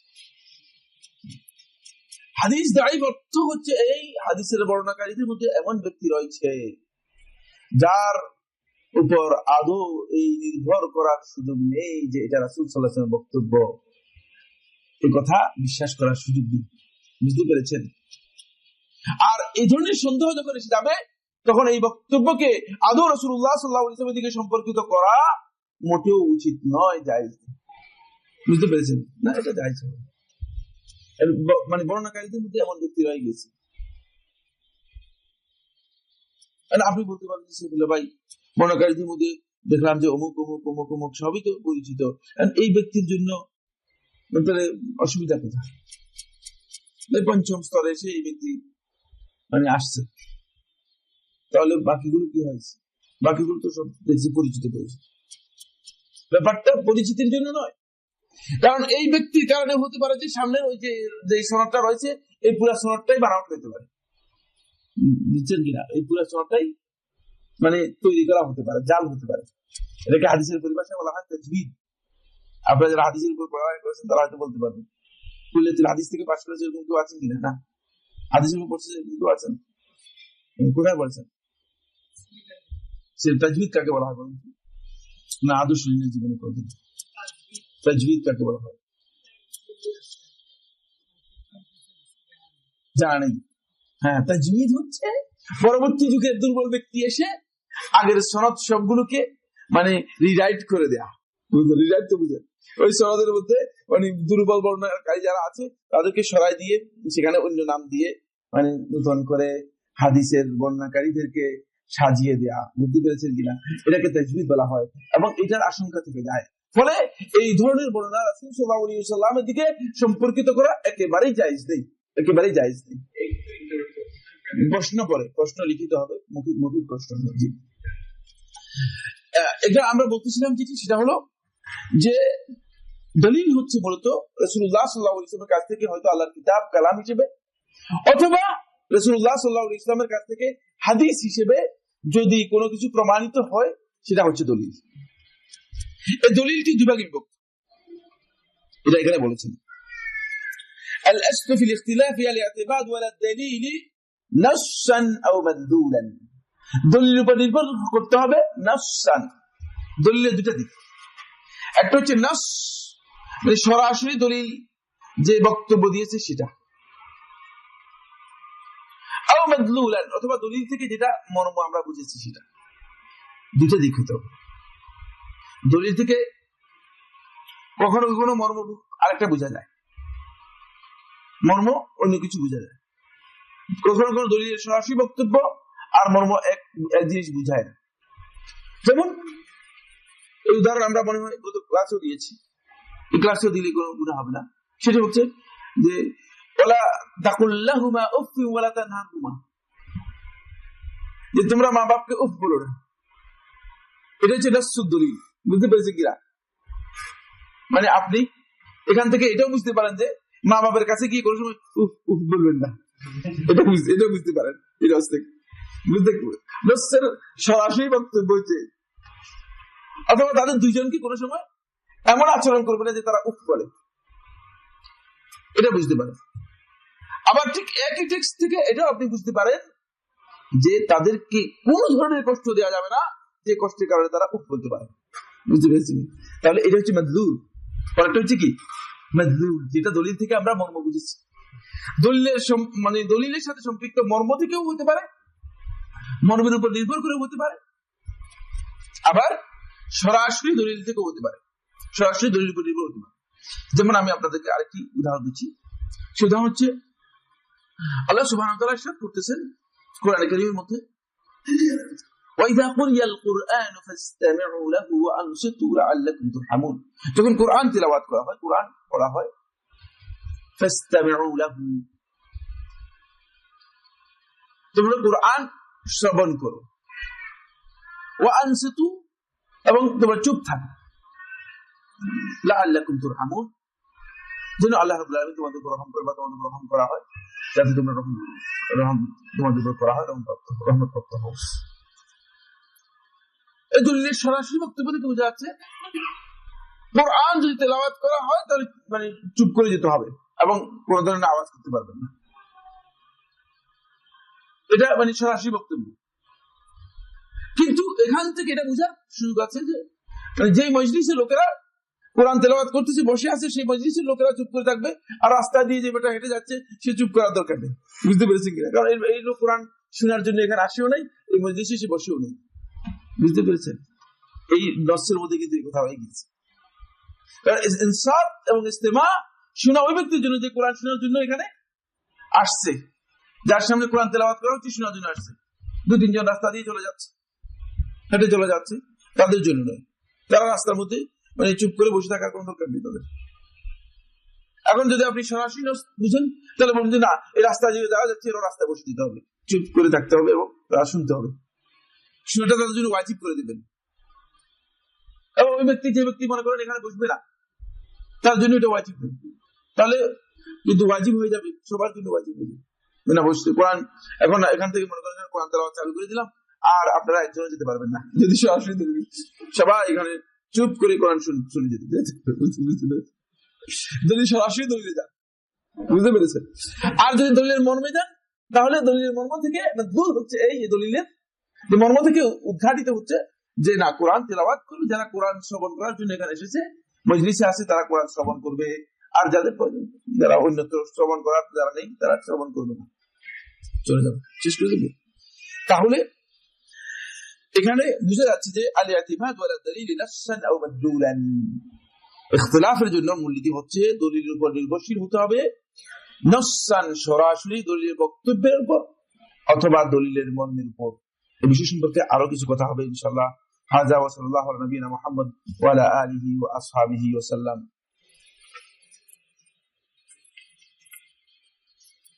আপনাদের এই গণিতের সমস্যা, এটা আমার বিদ্যার্থী তৈরি করেছে, তাই আমি তো এখন আমার গণিত দিকে তাকিয়ে দেখি মানে ভুল হয়ে গেছে, এক গণিতের গণিত পরিবর্তন করতে হবে, দেখছেন এটা 50টা গণিত সমস্যা করেছে। আচ্ছা যাক, সালাতুল ইস্তিখারা কিভাবে এবং কোন সময় আদায় করা যাবে বিস্তারিত জানাবেন। সালাতুল ইস্তিখারা যেটি হচ্ছে নফল সালাত, জি প্রশ্ন বেশি হয়ে গেছে। সালাতুল ইস্তিখারা হচ্ছে নফল সালাত, এটি আপনি যে কোনো সময় আদায় করতে পারেন। 2 রাকাত নফল সালাত আদায় করার পর আপনি শুধু রাসূলুল্লাহ সাল্লাল্লাহু আলাইহি ওয়াসাল্লাম যে দোয়াটি শিক্ষা দিয়েছেন ইস্তিখারার জন্য, সেই দোয়াটি পড়াটাই এটার নাম হচ্ছে ইস্তিখারা, আর অতিরিক্ত কিছুই নেই। এই জন্য ভিন্ন কোনো সিস্টেম বা পদ্ধতি নেই, এটা শুধু 2 রাকাত নফল সালাত। কোন ব্যক্তি যদি প্রবল ইচ্ছে থাকা সত্ত্বেও ফজরের সালাতে প্রায় সূর্য উদয়ের পরে আদায় করে, তাহলে তার সালাত কবুল হবে কিনা বিস্তারিত জানাবেন। প্রবল ইচ্ছা, এই কথাটা কেটে দেন। প্রবল ইচ্ছে থাকলে দুনিয়ার কোনো মানুষ কোনো কাজে আদৌ কোনোদিন 1 সেকেন্ড দেরি করার কথা না, বরং ইচ্ছা নয়, এর জন্য যদি সত্যিকার আন্তরিক ভালোবাসাও থাকে তাহলে কোনোদিন মিস হবে না। কারণ পৃথিবীর কোনো মানুষ ঘুমায় তার ফ্লাইট মিস করে নেই, এরকম উদাহরণ পাবেন না 2-1 বলদ ছাড়া, বুঝতে পেরেছেন কিনা। তারপরে কোন মানুষ বিবাহের আগদের জন্য মানে কোন সময় মিস করে না যে আমি ঘুমাই মিক্স করে ফেলেছি, এটা আর যেতে পারলাম না, দেখে যে না ও জামাই তো ঘুমাই আছে, জামাই তো আসেনি আজকে, এই ধরনের ঘটনা ঘটে নাই। আসল কথা হচ্ছে এর জন্য আপনার কতটুকু আগ্রহ আছে সেটার উপর, প্রবল ইচ্ছা নয়। এই ধরনের কাজে যদি কোনো ব্যক্তি লিপ্ত হন তাহলে তিনি সব ধরনের ব্যবস্থা নিতে হবে ঘুম থেকে ওঠার জন্য, কারণ ঘুম থেকে ওঠার জন্য যদি তিনি ব্যবস্থা না নেন তিনি গুনাহগার হবেন। বরং শেখ মোহাম্মদ সাল্লাল্লাহু আলাইহি ওয়াসাল্লাম তার ফতোয়ার মধ্যে বলেছেন, যদি কেউ ইচ্ছাকৃত ভাবে এই ধরনের কাজে লিপ্ত হন এবং করে থাকেন, তাহলে যদি অবস্থায় তার মৃত্যু হয়, তার মৃত্যু কাফের অবস্থা হবে, নাউযুবিল্লাহি মিন যালিক, তার মৃত্যু কাফের অবস্থা হবে। তাই এটি খুব সতর্কতার সাথে আমাদেরকে খেয়াল রাখতে হবে যে সালাত আল্লাহ রাব্বুল আলামিন কবুল করবেন কিনা আল্লাহ তাআলা ভালো জানেন। তবে তার উপর ওয়াজিব হচ্ছে যখন তিনি ঘুম থেকে জাগবেন তখনই তিনি সালাত আদায় করে নেবেন, তখনই তিনি সালাত আদায় করে নেবেন। যদি কোনো ব্যক্তির মধ্য মুনাফিকির 1-2 বৈশিষ্ট্য বিদ্যমান থাকে, তার বিধান কি হবে? সে সবকটা মুনাফিকি বিধান নেই, সে মানে খারেজ নিষ্কলুষ মুনাফিক হতে পারে নাই আর কি, তবে এটা কিন্তু তাকে মুনাফিকের মানে পরিপূর্ণ মুনাফিকের দিকে তাকে নিয়ে যাবে, ধাবিত করবে। তার উপর ওয়াজিব হবে মানে যেই আলামত মুনাফিকের পাওয়া গিয়েছে সেগুলো থেকে নিজেকে সম্পূর্ণরূপে মুক্ত করার জন্য চেষ্টা করা এবং আল্লাহ রাব্বুল আলামিনের কাছে তওবা করে ফিরে আসা। মুনাফিকের আলামত কারো মধ্যে পরিলক্ষিত হওয়াটা এটি সবচেয়ে খারাপ লক্ষণ, সবচেয়ে খারাপ লক্ষণ। আরেকটি বিষয় আমি আপনাদেরকে বলি, মুনাফিক মূলত এটা কুফরের ছোট ভাই, এটা কুফরের ছোট ভাই, বুঝতে পেরেছেন কিনা। মুনাফিকি করতে করতে একজন ব্যক্তি শেষ পর্যন্ত নিজে কুফরিতে লিপ্ত হয়ে যায়। সুতরাং কোন ভাই যদি মুনাফিকের মধ্যে লিপ্ত হন, কিন্তু তার জন্য এটা আশঙ্কা থেকে যাবে তার অন্তর আল্লাহর বিমুখ, আল্লাহর বিধানের বিমুখ হয়ে যেতে পারে এবং আল্লাহ রাব্বুল আলামিন সম্পর্কে সে পথভ্রষ্ট হয়ে যেতে পারে, এই আশঙ্কা থেকে যাবে। তাই দ্রুত তাকে কোরআন এবং হাদিসের আলোকে মানে তাকে সেখানে তওবা করে ফিরে আসতে হবে এবং আল্লাহর কাছে আবার প্রত্যাবর্তন করার জন্য চেষ্টা করতে হবে। মায়ের গর্ভের সন্তানের 120 দিন বয়স অর্থাৎ রূপ আসার পূর্বে যদি কেউ ওষুধের মাধ্যমে গর্ভপাত ঘটায় তবে তা কি হারাম না, এই মাসআলার মধ্যে উলামায়ে কেরামের দ্বিমত রয়েছে। তবে একদল উলামায়ে কেরাম জায়েজ বলে বলছেন, এটা নির্ভর করছে মূলত মানে তার ইচ্ছার উপর এবং তার পরিস্থিতির উপর নির্ভর করছে। যদি কেউ ইচ্ছাকৃতভাবে এই কাজটি করে তাহলে তার জন্য হারাম হবে, কোনো সন্দেহ নেই। কিন্তু যদি কেউ ওজরের কারণে সে কাজটি করে থাকেন তাহলে হয়তো তিনি এর জন্য তার ক্ষমাপ্রাপ্ত হতে পারেন, এর জন্য ক্ষমাপ্রাপ্ত হতে পারেন। নির্ভর করছে মানে তার মানে ইন্টেনশনটা কি তার উপর নির্ভর করছে। ইসলাম ব্যাংকে ডিপিএস করা হয়েছে 10 বছরের জন্য, কাজটা কি ঠিক হয়েছে কিনা বা করণীয়? ইসলাম ব্যাংক যদি সুদের ভিত্তিতে আপনাকে ডিপিএস না করে, সেটা যদি মুদারাবা অথবা মুশারাকা পদ্ধতিতে অথবা ইসলামী পদ্ধতিতে করে থাকে তাহলে আপনার ডিপিএস জায়েজ। সেটা আপনি নিশ্চিত করবেন যে তারা কিসের ভিত্তিতে, কি সুদের ভিত্তিতে করছে নাকি এমনি মানে করছে। যদি সুদের ভিত্তিতে হয়ে থাকে তাহলে এটি জায়েজ নেই, যদি সুদ ছাড়া যদি হয়ে থাকে মুদারাবার মাধ্যমে অথবা মুশারাকার মাধ্যমে তাহলে জায়েজ রয়েছে। সে কারণে আজকে আমার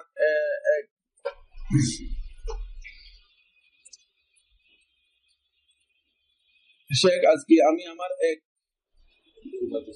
ভাইকে মনে হয় না ভাইকে হালাকায় নিয়ে এসেছি। ওনার প্রশ্ন হলো, এই হালাকায় যারা আসে তারা কি আহলে হাদিস নাকি নতুন কোন দল? আপনারা কি মাযহাব মানেন না? মোট কথা আমাদের প্রকৃত অবস্থান সম্পর্কে উনি জানতে আগ্রহী। আগে উনার আগ্রহ মানে উনার অবস্থান সম্পর্কে আমরা জেনে নিই, তাহলে আমরা বুঝতে পারবো যে মানে উনি কোন পন্থী, উনি কি মুসলিম না মুসলিম, কি কি পন্থী, সেটার উপর নির্ভর করছে আসলে উনি কি চাচ্ছেন।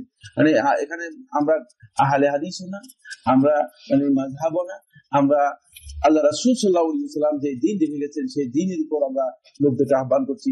কোরআন এবং হাদিসের দিকে ছাড়া আমি আমার দিকেও কাউকে আহ্বান করি না, কোন ব্যক্তির দিকেও আহ্বান করি না, কোন দলের দিকেও আহ্বান করি না, কোন গোষ্ঠীর দিকেও আহ্বান করি না।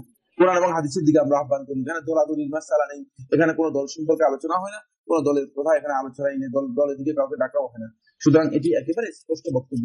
আমাদের কোনো বক্তব্য যদি কোরআন এবং হাদিস অনুযায়ী গ্রহণযোগ্য না হয়, সেটা আমিও বলি যে গ্রহণযোগ্য নয়। বুঝতে পেরেছি কিনা? সুতরাং এখানে এই কথা স্পষ্ট যে কোন দলের দিকে আমরা লোকদেরকে আহ্বান করি না, কোন দল এখানে নেই, দলের প্রশ্নই নেই। আল্লাহ রাসূল সাল্লাল্লাহু আলাইহি ওয়াসাল্লাম তো কোন দল রেখে যান নাই, কোন মাযহাব রেখে যান নাই, কোন ব্যক্তি রেখে যান নাই। তিনি রেখে গেছেন একেবারে স্পষ্ট বক্তব্য, তারাকতু ফীকুম আমরাইন লা তাদিল্লু মা ইন তামাসসাকতুম বিহিমা কিতাবাল্লাহি ওয়া সুন্নতি, আল্লাহর কিতাব এবং তার রাসূল সাল্লাল্লাহু আলাইহি ওয়াসাল্লাম সুন্নাহ। সুতরাং এদিকে মানুষকে আহ্বান করতে হবে। যদি কেউ ইসলামের উপর প্রতিষ্ঠিত থাকতে চায়, ইসলাম অনুসারী হতে চায়, তাহলে সে এটারই উপর প্রতিষ্ঠিত হতে হবে। এটা হচ্ছে ইসলামের বক্তব্য। আমলের লেখক দুজন ফেরেশতা, দুই কাজে থাকেন, একথা কি সহিহ? এই ধরনের কোন বক্তব্য কোথাও আসছে, এটা শুদ্ধ বক্তব্য আসছে আমার জানা নেই, মানে কোন সহিহ সনদে বক্তব্য এভাবে আসেনি। তবে এদেরকে বলা হচ্ছে কিরামান কাতিবিন, সম্মানিত লেখক সমূহ। এখানে এই আয়াতের তাফসীরের মধ্যে অবশ্য উলামা কেরাম বলেছেন মা ইয়ালফিযু মিন কাওলিন ইল্লা লাদাইহি রাকীবুন আতীদ, মানে রাকীব এবং আতীদ। এখানে বলেছেন যে অবশ্যই রাকীব এবং আতীদ এক অর্থ ভ্রান্তি হতে পারে, মানে কেউ কেউ বলেছেন যে দুজনের কথা উল্লেখ করেছেন আয়াতের তাফসীরের মধ্যে। তবে তাফসীরের সমস্ত বর্ণনাগুলো সনদের দিক থেকে খুব বেশি মজবুত বা শক্তিশালী নয়। বাকি সম্মানিত লেখকরা এগুলোকে সংরক্ষণ করছেন, এতে কোনো সন্দেহ নেই। এটি সহিহ বর্ণনার মাধ্যমে সাব্যস্ত হয়েছে, হাদিসের মাধ্যমে সাব্যস্ত, কোরআনের মাধ্যমে সাব্যস্ত হয়েছে। প্রয়োজনে মসজিদে নির্ধারিত জামাতের সময় আগেই জামাত করা যাবে না। মসজিদে যদি নির্ধারিত জামাত থাকে, তাহলে ওই মসজিদে জামাতের আগে জামাত করাটা মানে উচিত নয়। কারণ তাহলে মসজিদের যে নির্ধারিত জামাত সেটাকে আপনি লঙ্ঘন করলেন। মসজিদের এই জামাত আগে জামাত করা উচিত নয়। যদি আপনার প্রয়োজন হয়ে থাকে, আপনি মসজিদের বাইরে কোথাও জামাত করতে পারেন আপনার ব্যক্তিগত প্রয়োজনে, অথবা আপনি অন্য জায়গায় জামাত করতে পারেন। যেহেতু মসজিদের জন্য একটা শৃঙ্খলা হয়েছে, আর মসজিদের আদব হচ্ছে মসজিদের জামাত যেটা নির্ধারণ করা হয়েছে সেই জামাতের সাথে সালাত আদায় করা। সেখানে আরেকজন এসে যদি আগে জামাত করে ফেললো, তাহলে এটা গোলযোগ তৈরি হতে পারে, অসৌন্দর্য তৈরি হতে পারে। রুকুর পর বুড়ার বুকে হাত বাঁধা সম্পর্কে জানতে চান, মানে রুকুর পরে মানে হাত বাঁধার বিষয়টি রাসূলুল্লাহ সাল্লাল্লাহু আলাইহি ওয়াসাল্লামের সুন্নাহ দ্বারা সাব্যস্ত হয়েছে এবং এটাই বিশুদ্ধ অভিমত, এটাই সুন্নাহ। যদি কেউ না বাঁধেন কোনো অসুবিধা নেই, আর যদি কেউ বাঁধেন তিনি সুন্নাহ অনুসরণ করলেন, তবে এটি সহিহ সুন্নাহ দ্বারা সাব্যস্ত হয়েছে। শেখ মুহাম্মদ সাল্লাল্লাহু আলাইহি ওয়াসাল্লাম এই বিষয়ে তার ফতোয়ার মধ্যে দীর্ঘ আলোচনা করেছেন। কারণ রাসূলুল্লাহ সাল্লাল্লাহু আলাইহি ওয়াসাল্লাম যতগুলো হাদিস রয়েছে, সমস্ত হাদিসের মধ্যে সালাতে কিয়াম অবস্থায় হাত কোথায় রাখা হবে এটা বর্ণনা করা হয়েছে। সালাতে কিয়াম অবস্থায় হাত বাঁধার ব্যাপারে অথবা হাত রাখার ব্যাপারে হাদিস রয়েছে, হাত ইরসাল করার ব্যাপারে একটি সহিহ হাদিস সাব্যস্ত হয়নি। ইরসাল মানে ছেড়ে দেয়া, বুঝতে পেরেছেন কিনা? একটি সহিহ হাদিসও সাব্যস্ত হয়নি। হাত ইরসাল করার ব্যাপারে কোনো সহিহ হাদিস সাব্যস্ত হয়নি। বাকি সালাতের মধ্যে আপনি রুকু অবস্থায় হাত কোথায় রাখবেন এটা হাদিস দ্বারা সাব্যস্ত হয়েছে। সালাতের মধ্যে সিজদা অবস্থায় হাত কোথায় রাখবেন সেটাও হাদিস দ্বারা সাব্যস্ত হয়েছে। সালাতের মধ্যে বসা অবস্থায় হাত কোথায় রাখবেন সেটাও হাদিস দ্বারা সাব্যস্ত হয়েছে। সুতরাং সালাতের মধ্যে কিয়ামরত অবস্থায় হাত রাখার বিধান একটি, এই মর্মে রাসূলুল্লাহ সাল্লাল্লাহু আলাইহি ওয়াসাল্লাম যে হাদিসটি সাব্যস্ত হয়েছে সেখানে বোঝা যাচ্ছে যে রাসূল সাল্লাল্লাহু আলাইহি ওয়াসাল্লাম হাত বুকের উপর বাঁধতেন এবং এটাই সহিহ হাদিস। কেউ যদি সৌদির সাথে মিল রেখে ফরজ ও নফল সিয়াম আদায় করে, তবে কি এটা একটা সঠিক হবে? না, এই কাজটি সঠিক হবে না।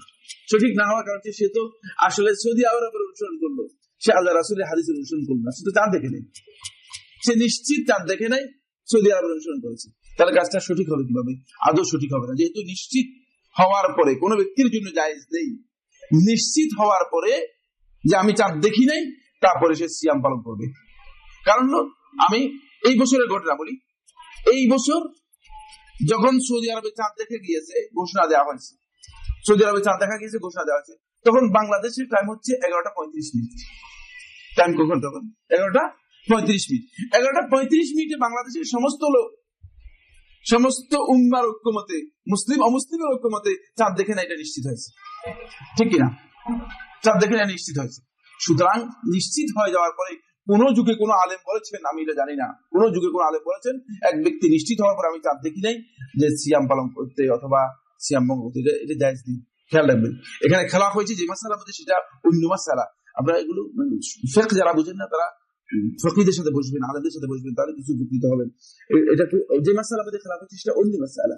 সেটা হচ্ছে মানে এমন এলাকার লোক, যে এলাকার লোকেরা চাঁদ দেখতে পারে সম্ভাবনা রয়েছে। মনে করেন বাংলাদেশের দিনাজপুরের লোকেরা বাংলাদেশের ঢাকা শহরের সাথে চাঁদ দেখতে পারে, সম্ভাবনা রয়েছে। দিনাজপুর যদি এখান থেকে 400 কিলোমিটার অথবা কাছাকাছি দূর হয়, বুঝতে পেরেছেন?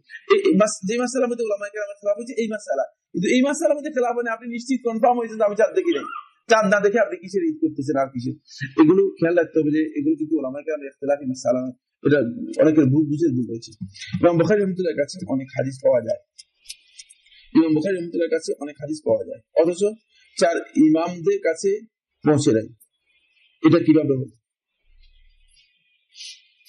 এটা এই মাসালা এখানে জিজ্ঞেস করছে, কারণ ইমাম বুখারী রাহমাতুল্লাহ পরে এসেছে যখন হাদিসগুলো মোটামুটি অনেকটা মানুষের কাছে সংকলিত হয়ে গিয়েছে, মানুষের হাদিসগুলো বুক থেকে কাগজে চলে আসছে, বুঝতে পেরেছেন কিনা?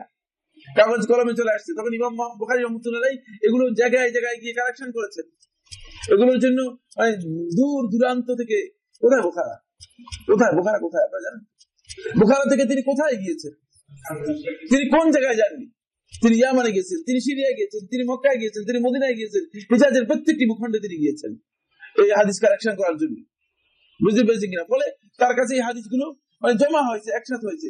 বাকি যে সময় হাদিসগুলো সংকলিত ছিল না, তখন এগুলো একসাথে হওয়া কঠিন ছিল, কারণ তখন তো ব্যক্তির কাছে, এখন কয়জন ব্যক্তির সাথে আপনি সাক্ষাৎ করতে পেরেছেন, হাদিসগুলো ব্যক্তির কাছে মানে সংরক্ষিত ছিল। ফলে এই বিষয়টি মানে তখনকার হাদিস না পৌঁছার বিষয়টি মানে এটা যৌক্তিক ছিল, অযৌক্তিক ছিল, হাদিস না পৌঁছার বিষয়টি অযৌক্তিক ছিল। এবং সেই বিষয় সম্পর্কে আলোচনা সামনে আসবে, সামনে আরো বক্তব্য এখানে আমাদের হয়ে গিয়েছে, যেগুলো শুনলে হয়তো আপনাদের কাছে আর সহজ হবে। দুখুলুল মসজিদ, তাহিয়াতুল উযু, ফজরের 2 রাকাত সুন্নাত। উপরোক্ত নামাজ সমূহ কি এক নিয়তে 2 রাকাতে একত্রে আদায় করা যাবে কি? কাওয়াইদুল ফিকহ ইসলামের মধ্যে শেখ ইবনে রাজব হাম্বলী রাহমাতুল্লাহ বলেছেন এটি জায়েজ এবং এটাই ফতোয়া। জনৈক ইমাম সাহেব ফরজ সালাতের আগে একটা মাসালায় বলেন, সহি কোন মাসালা শুনলে 7 বছরের ইবাদতের চেয়ে উত্তম। উক্ত মাসালা কি না? এই হাদিসটি বানাও মিথ্যা হাদিস, মিশকাতের মধ্যে এসেছে। এরপরে সমকালীন অশ্লীলতা থেকে নিজেকে রক্ষার উপায় কি? যিনি বুঝতে পেরেছেন এটা অশ্লীলতা, তিনি নিজেকে রক্ষা করতে পারবেন, কারণ রক্ষা করার দায়িত্ব আপনার নিজেরই। কোন ব্যক্তি তার পবিত্রতা যতক্ষণ পর্যন্ত সংরক্ষণ না করবে, অন্য কেউ তাকে পবিত্র করতে পারবে না। এই জন্য মানে এই যে অশ্লীলতা রয়েছে, যথাসম্ভব চেষ্টা করা যে এগুলো থেকে নিজেদেরকে বিরত রাখার জন্য, দূরে রাখার জন্য। শয়তান ওয়াসওয়াসা দিবেই, এবং বিভিন্ন সময় শয়তান আমাদের কাছে আসবে।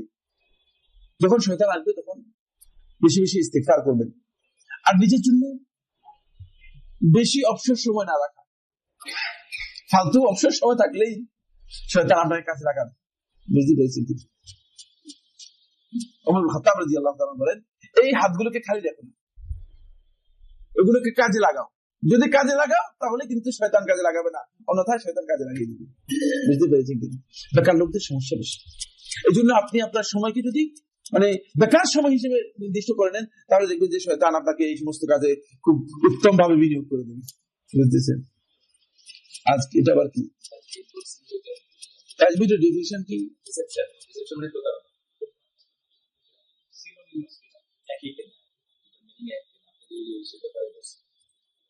না, এটা দুটো জিনিস এক না।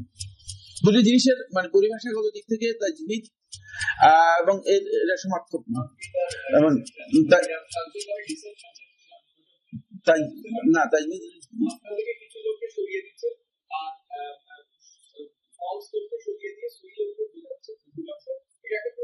না, এটা শরীয়তের পরিভাষা বা হাদিসের পরিভাষাটাকে প্রতারণা বলা হয়নি।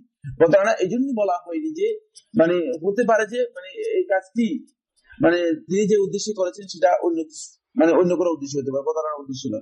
যাই হোক, এটা তাজবিদটা প্রতারণা বোঝায় না, শাব্দিক অর্থে প্রতারণা বোঝায় না।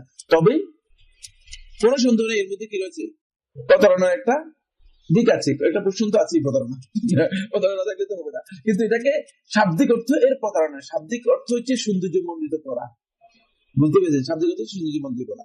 পরিভাষায় যেটা বলা হচ্ছে সেটা হচ্ছে কোন মুহাদ্দিস অথবা কোন রাবী বর্ণনাকারী যদি তার পূর্ববর্তী কোন দুর্বল বর্ণনাকারীকে মানে সরিয়ে দিয়ে মানে নির্ভরযোগ্য কোন বর্ণনাকারীর নাম সেখানে উল্লেখ করে দেয়, এটাকে তাজবিদ বলা হয় থাকে। শেষ না? সুবহানাকাল্লাহুম্মা ওয়া বিহামদিকা আশহাদু আল্লা ইলাহা ইল্লা আনতা আস্তাগফিরুকা ওয়া আতুবু ইলাইক।